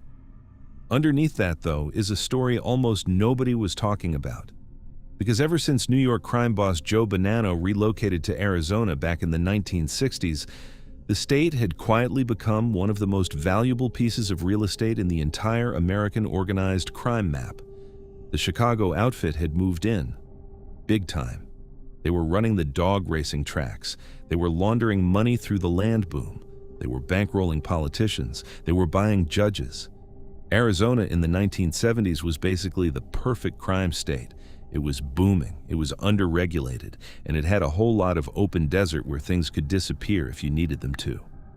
And there was one man in Phoenix who had spent years, patiently and doggedly, trying to expose exactly how deep that rot went.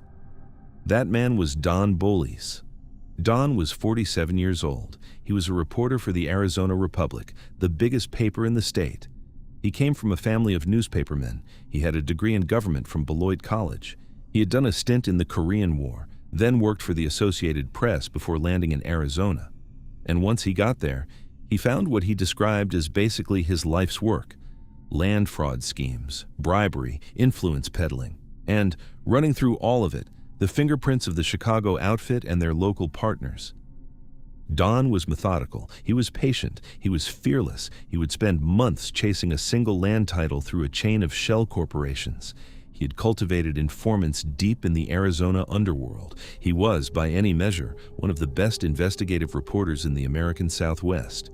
He also knew, by 1976, that he was in trouble, because Don had spent years exposing the kind of people who did not take exposure kindly.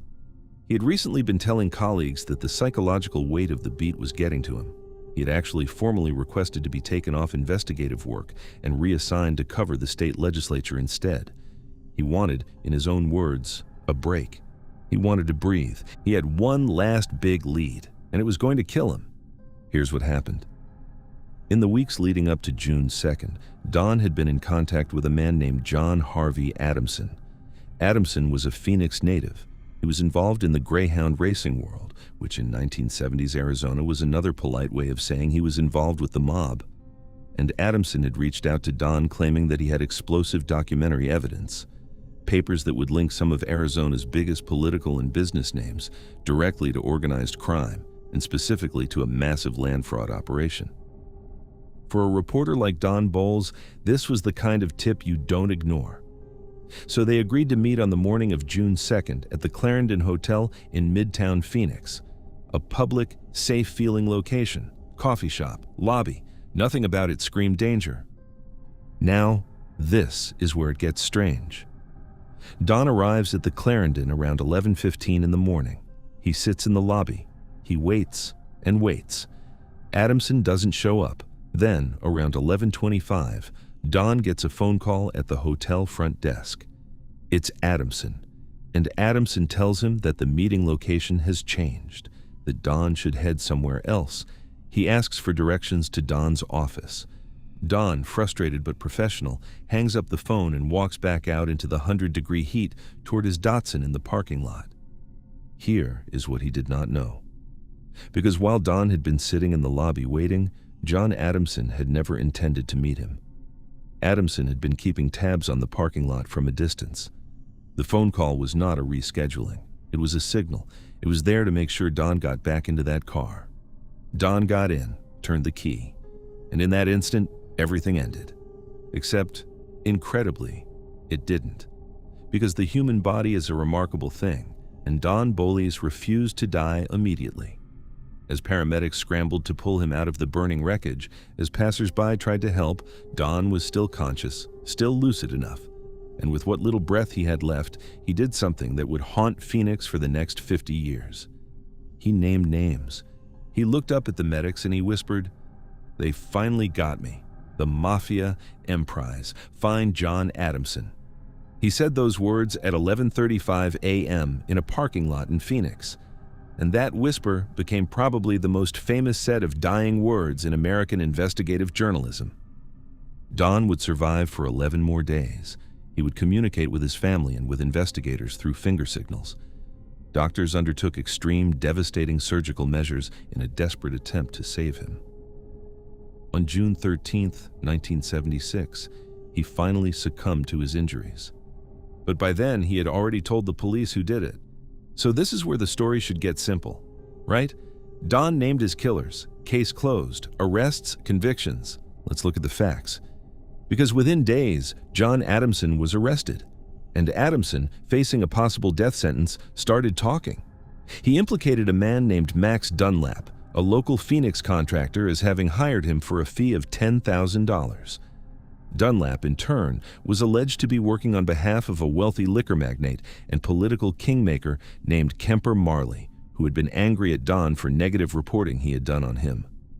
A third man, a plumber named James Robison, was arrested as the alleged bomb triggerer, the guy who had actually watched Don get into the car and set off the remote detonator. That was the story the local prosecutors ran with, a local grudge, a wealthy man mad about newspaper coverage, a hired hitman, a plumber with a remote control, localized, contained, solved, but not so fast. Because let's think about the method of the killing for a second. A highly lethal explosive device precisely concealed within the vehicle, triggered by a remote control device. The explosives were triggered by a highly sophisticated, custom-built remote-controlled detonator, which investigators traced back to purchases made down in San Diego. That is not the profile of a local grudge hit.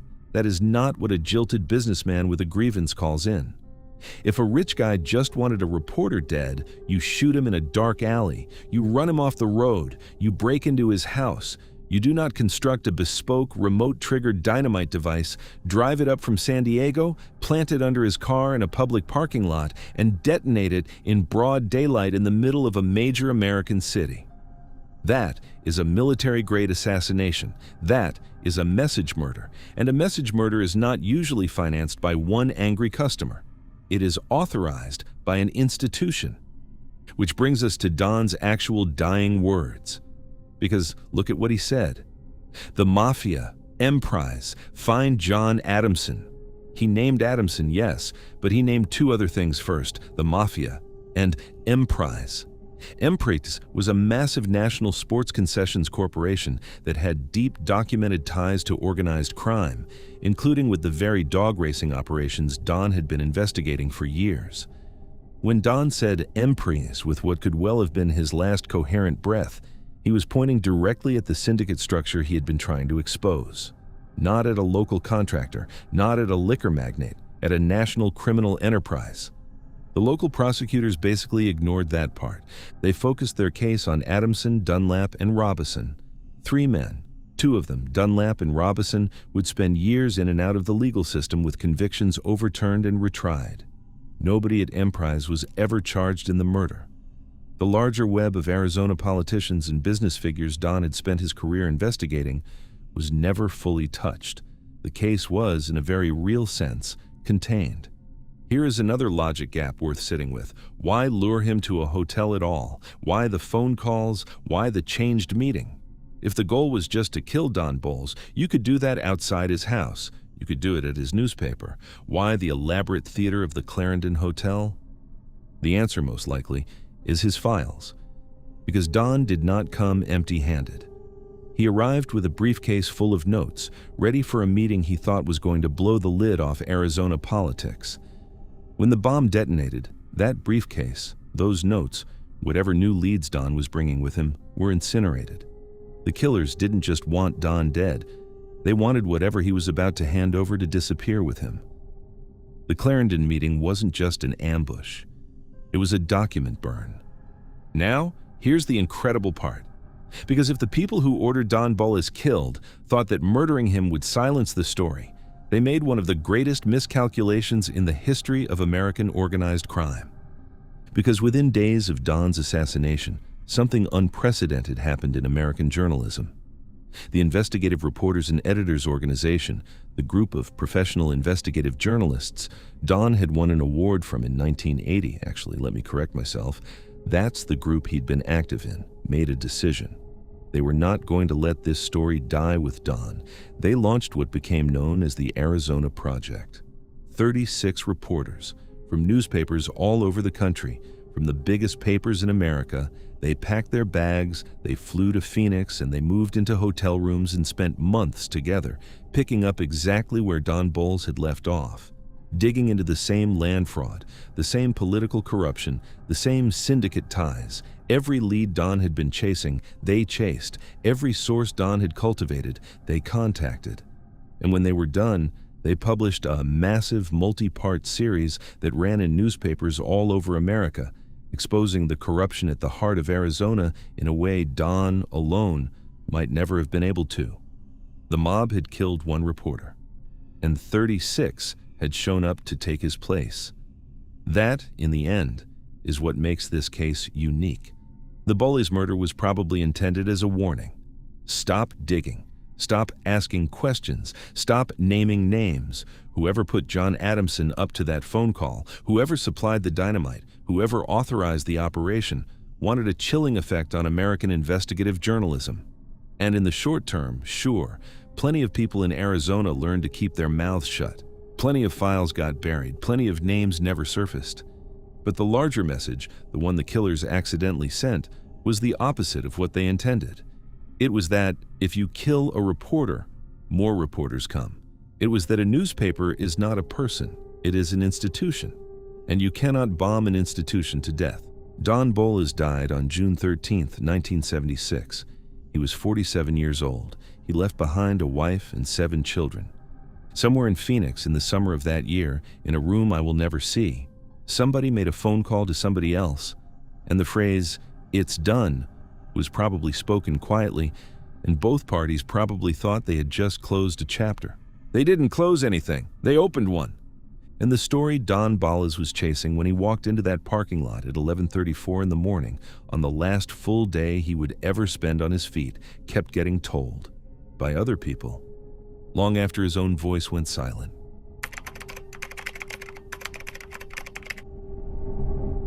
At 2:35 in the afternoon on October 16, 2017, a 53-year-old woman sitting at a computer in a farmhouse in the Maltese countryside published a blog post. The post was short. It was a snapshot of the political chaos she had been documenting for the last 20 years, and she ended it with a sentence that reads now, with hindsight, like a curse she couldn't quite complete. There are crooks everywhere you look now. The situation is desperate. 25 minutes later, she was dead. She had walked out to her leased Peugeot 108, gotten in the driver's seat, pulled out of her driveway and driven maybe a few hundred meters down the quiet country lane that led away from her home. And then, watching from a boat off the Maltese coast, somebody dialed a phone number, and a bomb strapped to the underside of her car detonated. The blast was so violent that the vehicle didn't just explode, it was blown clean over a stone wall. Pieces of it landed in a nearby field. The engine block was found roughly 100 yards away. Her son, Matthew, was inside the family home when he heard the explosion. He ran outside. He ran down the road. And what he found when he got there could not be described as a car anymore. It could not really be described as anything. Matthew Caruana Galizia would say, publicly, in the hours that followed, one sentence that captured everything about the country he had grown up in. He said, "This is what happens when you let a mafia state take over." To understand how a woman got assassinated with a military-grade car bomb on a sunny Monday afternoon, on a rural road, on a small island in the middle of the Mediterranean Sea that belonged to the European Union, you have to understand Malta. And Malta in 2017 was a very particular kind of place. Let me show you. Malta is a group of islands, beautiful ones, ancient stone villages, aqua blue water, fishermen's boats painted in bright colors, the kind of place people go on cruises and honeymoons and post pictures from that get a lot of likes. It has a population of about 440,000 people. Smaller than most American cities, it is a member of the European Union. It uses the euro. It has universities and hospitals, and on paper, all of the boring democratic institutions of any other Western country. But here is what was actually happening underneath. Malta had become, over the previous decade or so, one of the most important dark money laundering hubs in the world. Its banks were being used to move illicit cash for oligarchs from Russia, from Azerbaijan, from all across the criminal universe. It was selling what were called golden passports, meaning if you were a foreign billionaire with a shady past, you could effectively buy Maltese citizenship, and with it, the right to freely enter any EU country. It had become, quite literally, the back door into Europe. And running that back door, sitting at the very top, was a government that, according to Daphne Caruana Galizia's reporting, was up to its neck in the whole operation. Daphne had been reporting on Maltese corruption for something like 30 years. She had started as a newspaper columnist in the 1980s. But by 2017, she was operating a personal blog called Running Commentary. And that blog was, without exaggeration, the most read publication in the country. On a big day, it could get 400,000 hits. In a country of 440,000 people, that is not journalism. That is a lightning rod. And she used it ferociously. She had spent the previous year and a half tearing through the Panama Papers, the leaked global archive of offshore financial dealings, and she had found something devastating. She had documented the top members of the Maltese Prime Minister Joseph Muscat's inner circle, including his Chief of Staff Keith Schembri and his Energy Minister Conrad Mizzi, had secret offshore shell companies in Panama. And she had linked those companies to money flowing from Azerbaijani oligarchs. She was not gentle about it. She was scorching. And in return, she was being crushed. She was facing dozens of retaliatory lawsuits from politicians and businessmen. Her bank accounts had been frozen by court orders. She was being sued into paralysis, drowned in legal fees, unable to even access her own money. But she kept publishing. And it wasn't just the courts. For years, the intimidation had been physical. Her family dog had been brutally killed in a targeted attack. Her front door had been set on fire. Her house had been subjected to arson attacks while her family slept inside. Her neighbor's car had been burned. 2 weeks before her death, she had gone to the local police and formally reported that she was receiving credible death threats. The police, a police force she had spent much of her career accusing of being politically compromised, took essentially no action. Now, this is where you have to pause and really think about what was happening. Because Daphne knew. She knew. She had told her sons. She had told her husband. She had told her friends. She had told the police she was going to be killed. Not maybe, not possibly. She had reached a place in her reporting where she was cataloging what she called an existential threat, and she was writing about it out loud in real time, and everyone around her could feel the temperature rising. At 2:35 p.m. on October 16, 2017, she published her final post. At around 3 p.m., she drove away from her house. At 3:01 p.m., according to witnesses, there was a first small detonation, followed almost instantly by a massive secondary explosion. The car was destroyed. Daphne was killed instantly. Now let's look at what actually happened at that crime scene, because this is where the official narratives start to break down. Initially, the Maltese government tried to frame this as some kind of terrible tragedy from Malta's criminal underworld, just another gangland hit. Nothing to do with politics, nothing to do with the government. Prime Minister Joseph Muscat went on television and expressed shock and offered rewards.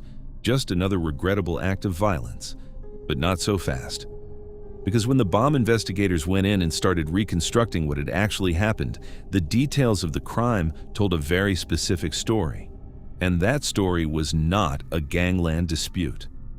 Let's talk about the weapon. Forensic evidence indicated that the bomb was almost certainly built using a military-grade plastic explosive, believed to be Semtex. Semtex is not something you buy on a street corner. Semtex is not something a local drug dealer keeps in his garage. Semtex is a restricted, controlled explosive that primarily moves through international arms smuggling networks with serious high-level backing. In the world of political assassinations, Semtex has a very specific pedigree. It has been used by intelligence services. It has been used by terror groups with state sponsors. It has been used by professional international operatives. When a local mobster wants somebody dead in a small Mediterranean country, they use a pistol. They use a knife. They use, at the outside, a crude pipe bomb. They do not deploy military plastic explosive against a middle-aged blogger driving a leased Peugeot down a farm road. Now, let's talk about the delivery. Because the bomb was not on a timer, it was not tripwired, it was not connected to the ignition, it was detonated remotely via a mobile phone signal. And, according to the subsequent investigation, the signal was sent from a boat sitting offshore, which means the killers had a surveillance operation running on Daphne.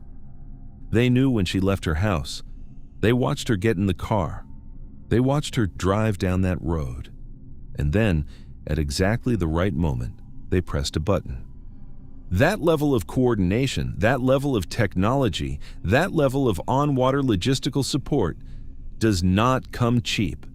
It does not come from an angry small-time criminal. That is the profile of a well-funded, professionally coordinated hit, executed by people who had access to serious equipment and serious money. So who had the money, and who had the motive? Well, the list of people Daphne had been publicly exposing was not exactly a list of petty crooks. She had been going after the Prime Minister's chief of staff. She had been going after cabinet ministers. She had been going after Jorgen Fenech, a billionaire tycoon who owned a huge casino and had significant business interests in a controversial gas power station deal. She had been going after Pilatus Bank, which she alleged was at the heart of the entire Azerbaijani-Maltese laundering pipeline. Pilatus, incidentally, had sent legal threats to essentially every media outlet in Malta demanding that certain online content be altered. Every other outlet had backed down. Only Daphne had refused. And only Daphne had continued to publish. Now, here is the fundamental question. How can the government of Malta conduct an unbiased murder investigation into an assassination when the primary suspects, the people whose interests were most directly threatened by the victim, ran the government of Malta? Answer: they can't, and they didn't. Instead, what unfolded over the next several years was one of the most extraordinary journalistic responses to a political assassination since the killing of Don Boles in Phoenix in 1976. Within weeks of Daphne's death, journalists from more than a dozen countries formed something called the Daphne Project. Reporters from Reuters, from Le Monde, from The Guardian, from the New York Times, from OCCRP, dozens of them. Just like the Arizona Project 4 decades earlier, they picked up her notes, followed her leads, and continued her investigations. And they did something the killers could not have anticipated. They multiplied her. Every story she had left unfinished got finished. Every source she had cultivated got contacted. Every offshore trail she had started got followed to its end. Locally, 3 men were arrested for actually placing and detonating the bomb. The DeGiorgio brothers and Vince Muscat. They were the operatives. But everybody, including the police, knew they hadn't paid for it. Slowly, painfully, over years, the trail led upward. And in November of 2019, more than 2 years after her assassination, Jorgen Fenech, the billionaire tycoon Daphne had been investigating, was arrested aboard his yacht as he was allegedly attempting to flee the country. He was charged as the alleged mastermind of the assassination. And the political fallout kept coming. Prime Minister Joseph Muscat's chief of staff, Keith Schembri, resigned. Multiple cabinet ministers resigned. Muscat himself was eventually forced to resign as Prime Minister of Malta, in disgrace, over his government's connections to the murder and the corruption she had spent her life exposing. Massive protests filled the streets of Valletta. A public inquiry in 2021 formally concluded that the Maltese state itself bore responsibility for creating an environment in which the assassination of Daphne Caruana Galizia could take place with impunity. Think about that for a moment. The government of an EU member state was officially found responsible as an institution for the murder of a journalist writing a blog on a farmhouse computer. They had killed her. And in killing her, they had brought down the very government she had told everyone was rotten. There is a photograph of her that circulated widely in the years after her death. She is at her computer. She is smiling slightly. She looks like somebody's aunt. She looks like a normal Mediterranean woman on a normal summer afternoon. And it is very hard when you look at that photograph to reconcile the human being in it with the volume of hatred and fear and organized violence that had to be mobilized against her at the very highest levels of a European state to eventually blow her car off a Maltese country lane. Her final sentence was true. There were crooks everywhere she looked. The situation was desperate. She just didn't get to type the next post, the one that would have named the next name, the one that would have connected the next dot. Somebody, watching from a boat somewhere off the coast, made sure of that, but they miscalculated. Because Daphne had already put enough on the record, and when they killed her, they didn't kill the story. They just handed it, at high volume, to the entire world. The blast echoed a lot further than they thought it would.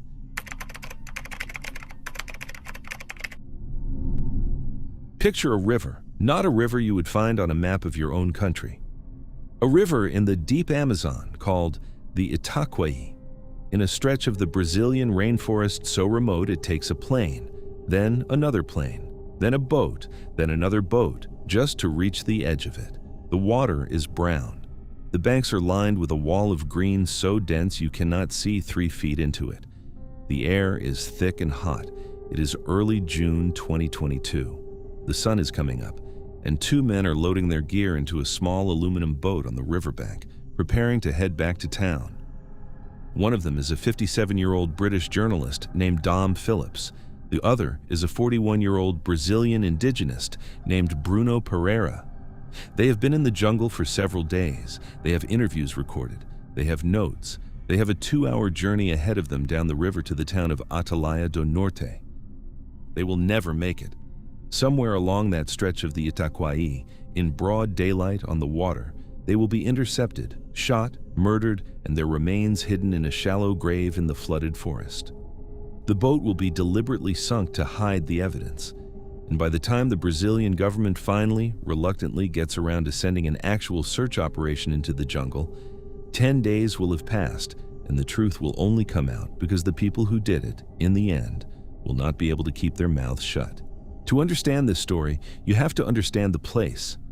Because the Javari Valley is not a place, it's a condition. It's the largest concentration of uncontacted indigenous tribes anywhere on Earth. Thousands of people living in the deep forest with essentially no contact with modern civilization, and around them, protecting the reserve that surrounds their land, was supposed to be the Brazilian government, FUNAI, the National Indian Foundation, agents in the field, enforcement. But this was 2022, And Brazil at that time was being led by a president, Jair Bolsonaro, whose administration had made no secret of its contempt for indigenous protections and environmental enforcement. Budgets had been slashed. Enforcement staff had been fired or reassigned. Rhetoric out of the top of the government had, for years, portrayed environmentalists and indigenous advocates as obstacles to Brazilian progress. The message from the top was very clear. Take what you want. Nobody is coming. And a lot of people had taken the message. Illegal gold miners had swarmed into the Amazon. Illegal loggers were clear-cutting protected land. Illegal fishing operations were plundering the rivers on an industrial scale. And sitting behind all of it, coordinating the movement of goods and cash and illicit substances across the porous tri-border of Brazil, Peru, and Colombia, were transnational drug cartels. The Javari, by 2022, was the Wild West of the modern world. Except this Wild West had assault rifles, satellite phones, and cartel connections. Into this environment walked two of the most inconvenient men on the planet. Bruno Pereira was, and I mean this literally, one of the most knowledgeable people alive on the specific geography, tribes, and criminal networks of the Javari Valley. He had spent years working for FUNAI as a senior official. He had personally led operations that seized illegal mining equipment, destroyed poacher camps, and dismantled entire criminal networks operating inside the reserve. He was fearless in a way that made even experienced Amazonian navigators nervous. He had been receiving death threats for years. Notes slid under his door. Warnings passed through intermediaries. He knew he was a marked man. He kept going anyway. When the Bolsonaro administration effectively pushed him out of FUNAI, he simply pivoted and started working directly with the Union of Indigenous Peoples of the Javari Valley, known as Univaja. He helped train indigenous patrols to police their own territory, since the state clearly wasn't going to. Dom Phillips was a British journalist. He had lived in Brazil for years. He had reported extensively on the environment, on the Amazon, on the politics of extraction for The Guardian, The Washington Post, and other major outlets. And in 2022, he was working on a book. The book was going to be called something like How to Save the Amazon. It was a genuinely hopeful, solution-focused project.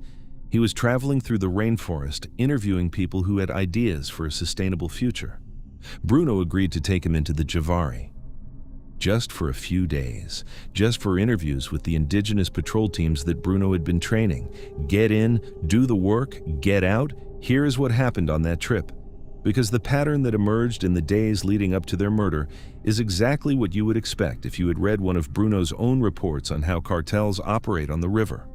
On June 5, 2022, the morning of what was supposed to be their return, Dom and Bruno were near a place called Lago do Jaburu, and witnesses at the local Univaja surveillance base reported something ugly. They saw an armed group of illegal fishermen aggressively confronting an indigenous patrol team. There was shouting, there were weapons visible. The tension was very high. Bruno, apparently, took photographs. That was the trigger. Because on the Amazon in 2022, the illegal fishing operations were not what you would picture. They were not a couple of guys with cane poles trying to feed their families. They were industrial-scale poaching operations, using motorized boats and refrigerated storage, taking massive volumes of protected fish out of indigenous waters, and moving them across the border into Colombia and Peru. And the reason those operations existed at that scale is that they were tied to something much larger. The fish trade was providing cover and providing laundered cash for the movement of illicit substances. And Bruno Pereira had been publicly, aggressively documenting exactly that.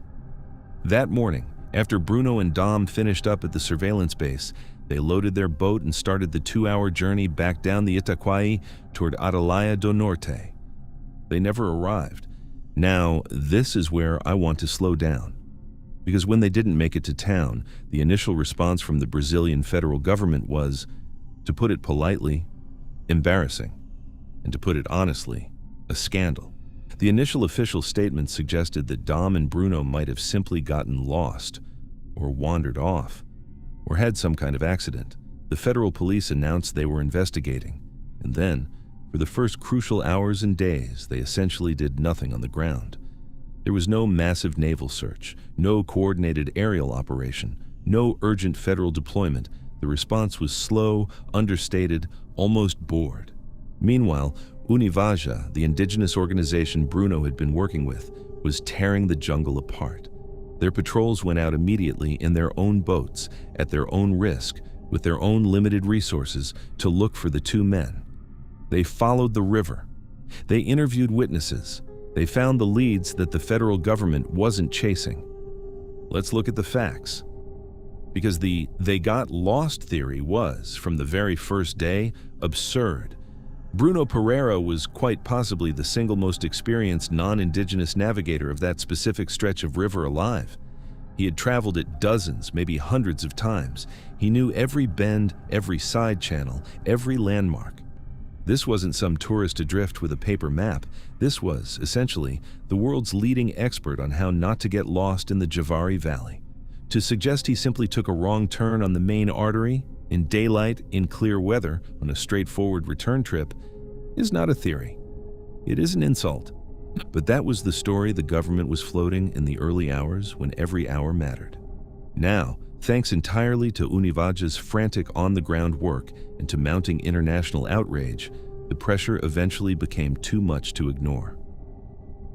On June 7th, acting on tips almost certainly generated by the indigenous search parties, Brazilian military police searched the residence of a man known as Pelado.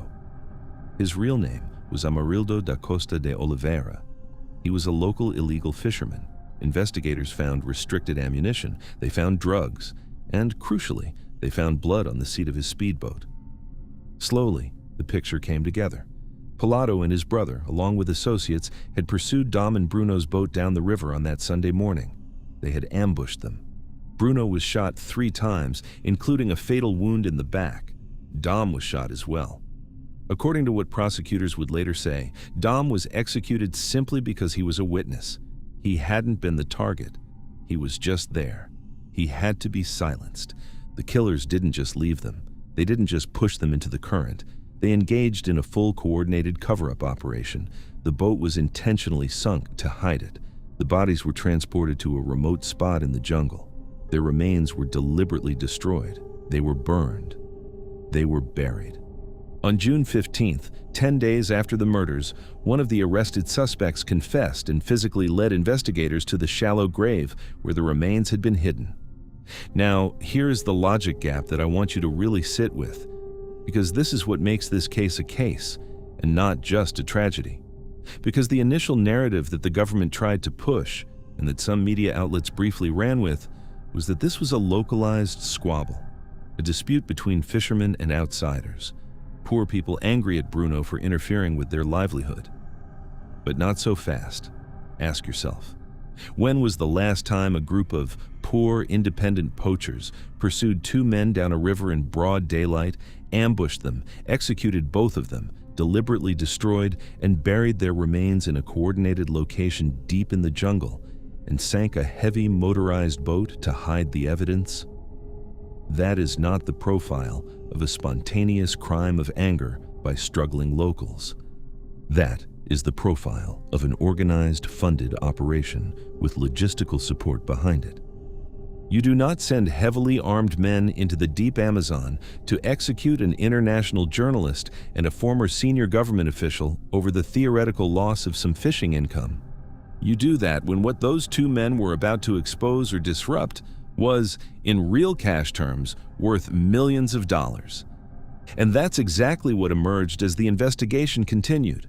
Because the fishermen who pulled the triggers were not, it turned out, working for themselves. They were, according to Brazilian prosecutors, the enforcement arm of a much larger operation.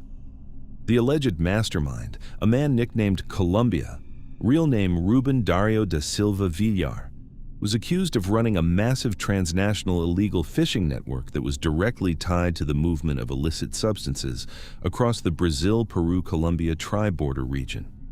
He was the man, prosecutors alleged, who ultimately ordered the hit. He was the one with the money. He was the one with the network. And Bruno Pereira, with his notes and his photographs and his connections at Univaja, and his long institutional memory of exactly how the cartel used the fish trade as a cover, was a serious, direct, active threat to his operation. Dom Phillips, in the end, was collateral.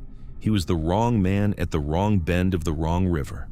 The killers admitted in their statements that Dom was murdered because there could be no witnesses. There is one more layer here that has to be named.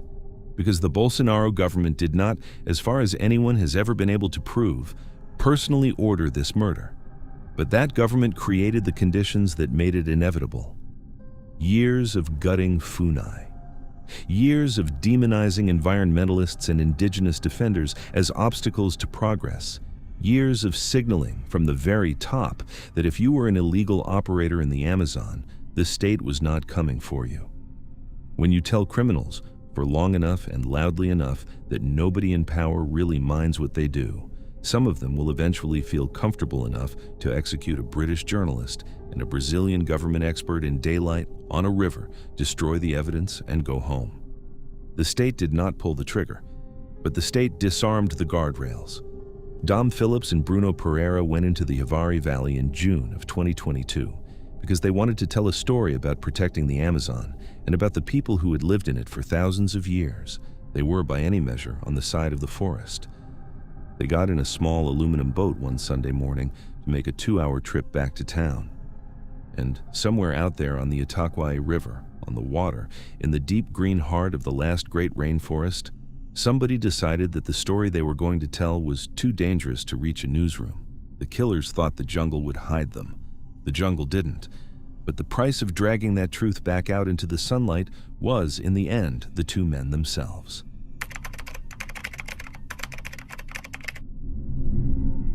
There's a small village about 60 kilometers east of Bratislava. It's called Velika Macha. It's not the kind of place you'd hear about on the international news. It's a quiet corner of Slovakia. A few thousand people, farmland around the edges, old church in the middle. In February 2018, it's freezing cold, snow on the ground, the kind of gray, silent Central European winter where you can hear your own footsteps from a block away. In a small, unassuming house on a quiet street in that village, a young couple has recently moved in. They are both 27 years old. They are engaged. They are planning a summer wedding. He is a journalist. She is an archaeologist. His name is Jan Kuciak. Her name is Martina Kushnirova. On the evening of February 21st, 2018, a stranger walks up to their door and lets himself in. Martina is in the kitchen. She is fatally shot. Jan is near the stairs. He's also fatally wounded.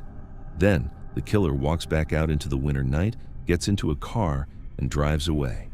And for 4 days, in that quiet house, in that quiet village, the bodies of two 27-year-old engaged people lie undiscovered.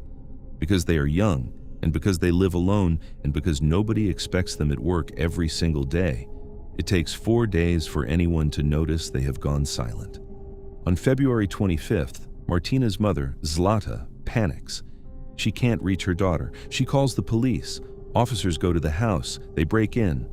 And what happens next is the largest political earthquake that Slovakia has experienced since the fall of communism in 1989. Because Jan Kuciak was not just any journalist. And what he was working on when he was killed was not just any story. Let me tell you who these two people were. Because if you don't understand them, you don't understand why this case matters. Jan Kuciak was 27 years old. He worked as an investigative and data journalist for an online news portal called Actuality.sk. He was, by every account of everyone who worked with him, a remarkably gentle person. Mild-mannered, soft-spoken, not the caricature of a crusading, aggressive muckraker. He wasn't kicking down doors. He wasn't shouting at politicians in press conferences. What Jan could do, though, was something rarer and more dangerous. Jan was a data savant. He could sit down at a computer with public records databases from half a dozen countries, cross-reference shell corporations, follow money through jurisdictions, and identify patterns that nobody else was catching. He worked quietly at his desk for months at a time, and every so often he would publish a story that would make somebody very, very powerful, very, very afraid. Martina Kushnirova was also 27. She was an archaeologist. She had studied archaeology at university. She loved the past, loved digging things out of the ground and understanding how societies had built themselves. She was, according to everyone who knew her, kind and quiet and thoughtful. She and Jan had bought this little house in Velika Macha together. It needed work. They were going to fix it up. They were going to get married that spring or summer. They had a life planned. They had, between them, essentially no enemies. Except that Jan, in the months before their deaths, had been working on a story so large that it was going to shake the foundations of the Slovak state. Here is what he had found. Jan had discovered that the Calabrian Mafia, the Ndrangheta, one of the most powerful and violent organized crime networks in Europe, had put down deep, direct roots in eastern Slovakia. And they weren't just running gambling or extortion, they were embedded in the European Union agricultural subsidy pipeline. Massive amounts of EU money were being channeled into Slovakia to support agriculture, and Ndrangheta operatives, working with Slovak accomplices, were siphoning that money off through shell companies and fraudulent farms. It was an enormous industrial-scale theft of European taxpayer money. And here is the part that made it lethal. Because Jan had traced that network directly upward, and he had found something almost impossible to believe. He had documented that a woman named Maria Trošková, who had zero political experience, no background in policy, and had previously been a topless model and a Miss Universe contestant, had somehow been made chief assistant to the Prime Minister of Slovakia, Robert Fico. And Trošková's prior business partner was a man named Antonino Vidala, a known operative of the Ndrangheta. Read that again. The Calabrian Mafia had, through a former glamour model, established a direct line into the office of the Prime Minister of a European Union member state. That was the story Jan was preparing to publish. Now, this is where the timeline gets deeply upsetting. Because in September of 2017, months before his death, Jan had received a chilling direct phone call. It came from a Slovak oligarch and businessman named Marian Kočner. Kočner had a long history of tax fraud allegations and criminal accusations. He had been one of the subjects of Jan's earlier reporting, and on that call, he explicitly threatened Jan. Kočner told Jan, essentially, that he was going to destroy him, that he would go after his family, that he knew every detail about Jan's personal life. Jan did what any citizen of a functioning European democracy is supposed to do. He filed a formal police report. He documented the threat. He handed it over to the authorities. The police did nothing. And I don't mean they moved slowly. I mean they did nothing. No investigation, no protection, no follow-up. The complaint effectively vanished into a drawer. Now, at the time, everyone assumed that was just standard European bureaucratic incompetence. In hindsight, we would learn that it was something much worse. 5 months later, on February 21st, 2018, an assassin drove to Velika Macha, walked into Jan and Martina's home, and executed them both. 2 shots for Jan, 1 shot for Martina. Clean, quiet, professional. The killer had reportedly been surveilling the house for at least 2 weeks. He knew exactly when to arrive. He knew the layout of the property. He knew nobody else would be there. Martina should not have been there. Martina was collateral. She was killed because she happened to be home. She was killed because there could not be a witness. For 4 days, in that unassuming house, nothing moved. Now, let's talk about the response. Because this is where the story goes from a tragedy to something genuinely infuriating. When the bodies were discovered on February 25th, this was, immediately, the biggest crime in Slovakia in a generation. The first targeted assassination of a journalist in the country's independent history. You would think in that situation that the Slovak police would send their absolute best forensic team, the top pathologist, every senior investigator, a national-level task force. But not so fast. Let's look at the facts. Because the first medical examiner sent to the scene, the first doctor who assessed the bodies, was not a specialist forensic pathologist. He gave, according to what subsequent investigators would find, a wildly inaccurate initial time of death. Now, think about what an inaccurate time of death does to a murder investigation. It destroys alibis. It destroys the ability to check suspects' movements. It muddies every subsequent step of the timeline. If you're going to sabotage an investigation from the inside, one of the most effective ways to do it is to establish the wrong window of death right at the start, before anyone has a chance to check the security cameras or the cell phone data. Was that a mistake? Was it incompetence, or was it deliberate? Given everything else that would later emerge about the Slovak police force's ties to the very people Jan had been investigating, I would suggest the third possibility is worth taking seriously. And there were other very strange details at the scene, because at first there were whispers that maybe this had been a burglary gone wrong. Somebody broke in, panicked, shot the couple, ran off, but not so fast, because nothing was stolen, nothing of value taken. Their possessions were undisturbed, and more chillingly, the killer left behind unspent 9mm cartridges near the bodies. Just placed them there, not accidentally dropped, left. That is not the behavior of a spooked burglar. That is a very specific, very traditional mafia signal. It's a message to anyone else who might consider looking into the same subject matter. This is what happens. Here are the next ones with your name on them. So we know from the physical evidence alone, this was not a robbery. This was a targeted professional hit. Both victims shot precisely. Nothing taken. A signature left behind. Now let's think about the biggest logic gap of them all. Because the man Jan had been investigating, along with the Ndrangheta, was a Slovak oligarch, Marian Kochner. Kochner had personally threatened Jan months earlier. Jan had reported that threat to the police. The police had ignored it.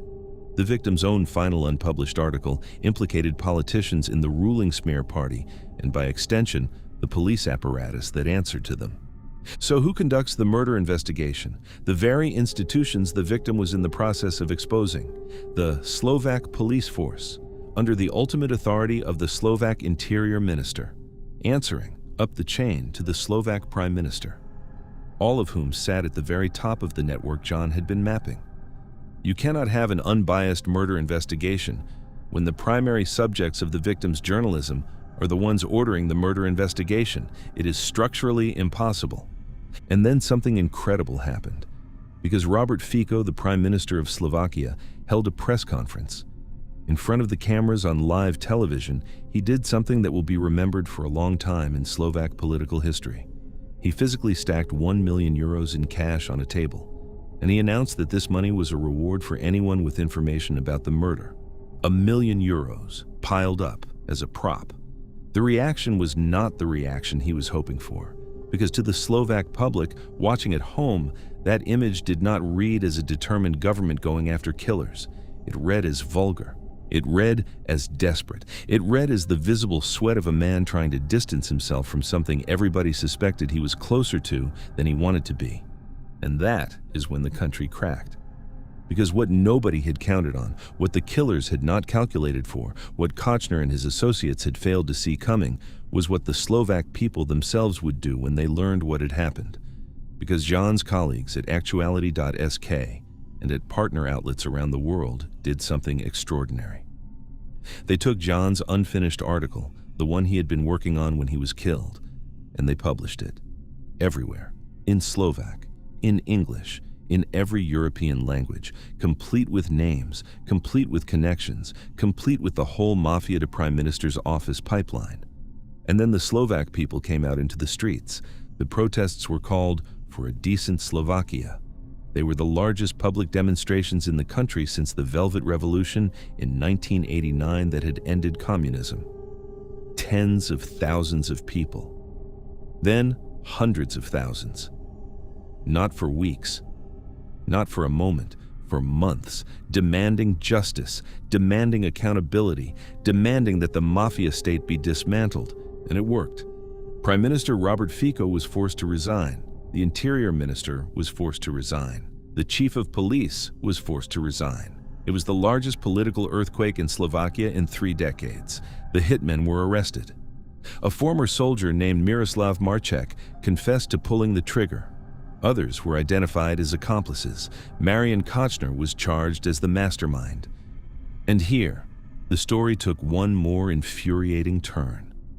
Because in 2020, despite the confessions of the hitmen implicating him, the Slovak Supreme Court initially acquitted Kochner of ordering the murders. That verdict was later overturned.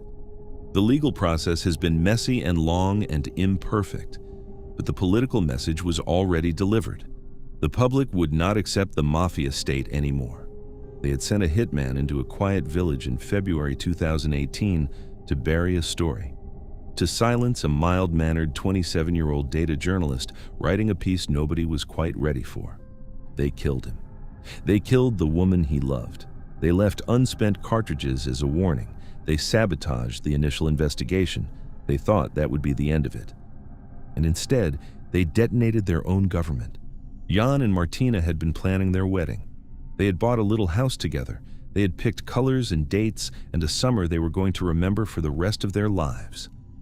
Somebody, sitting in an office somewhere in Slovakia, decided that the wedding was less important than the story Jan was writing, that the future of two 27-year-old people mattered less than the survival of a criminal enterprise.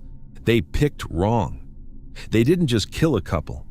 They handed a nation a reason to wake up. And Slovakia, in the winter of 2018, did.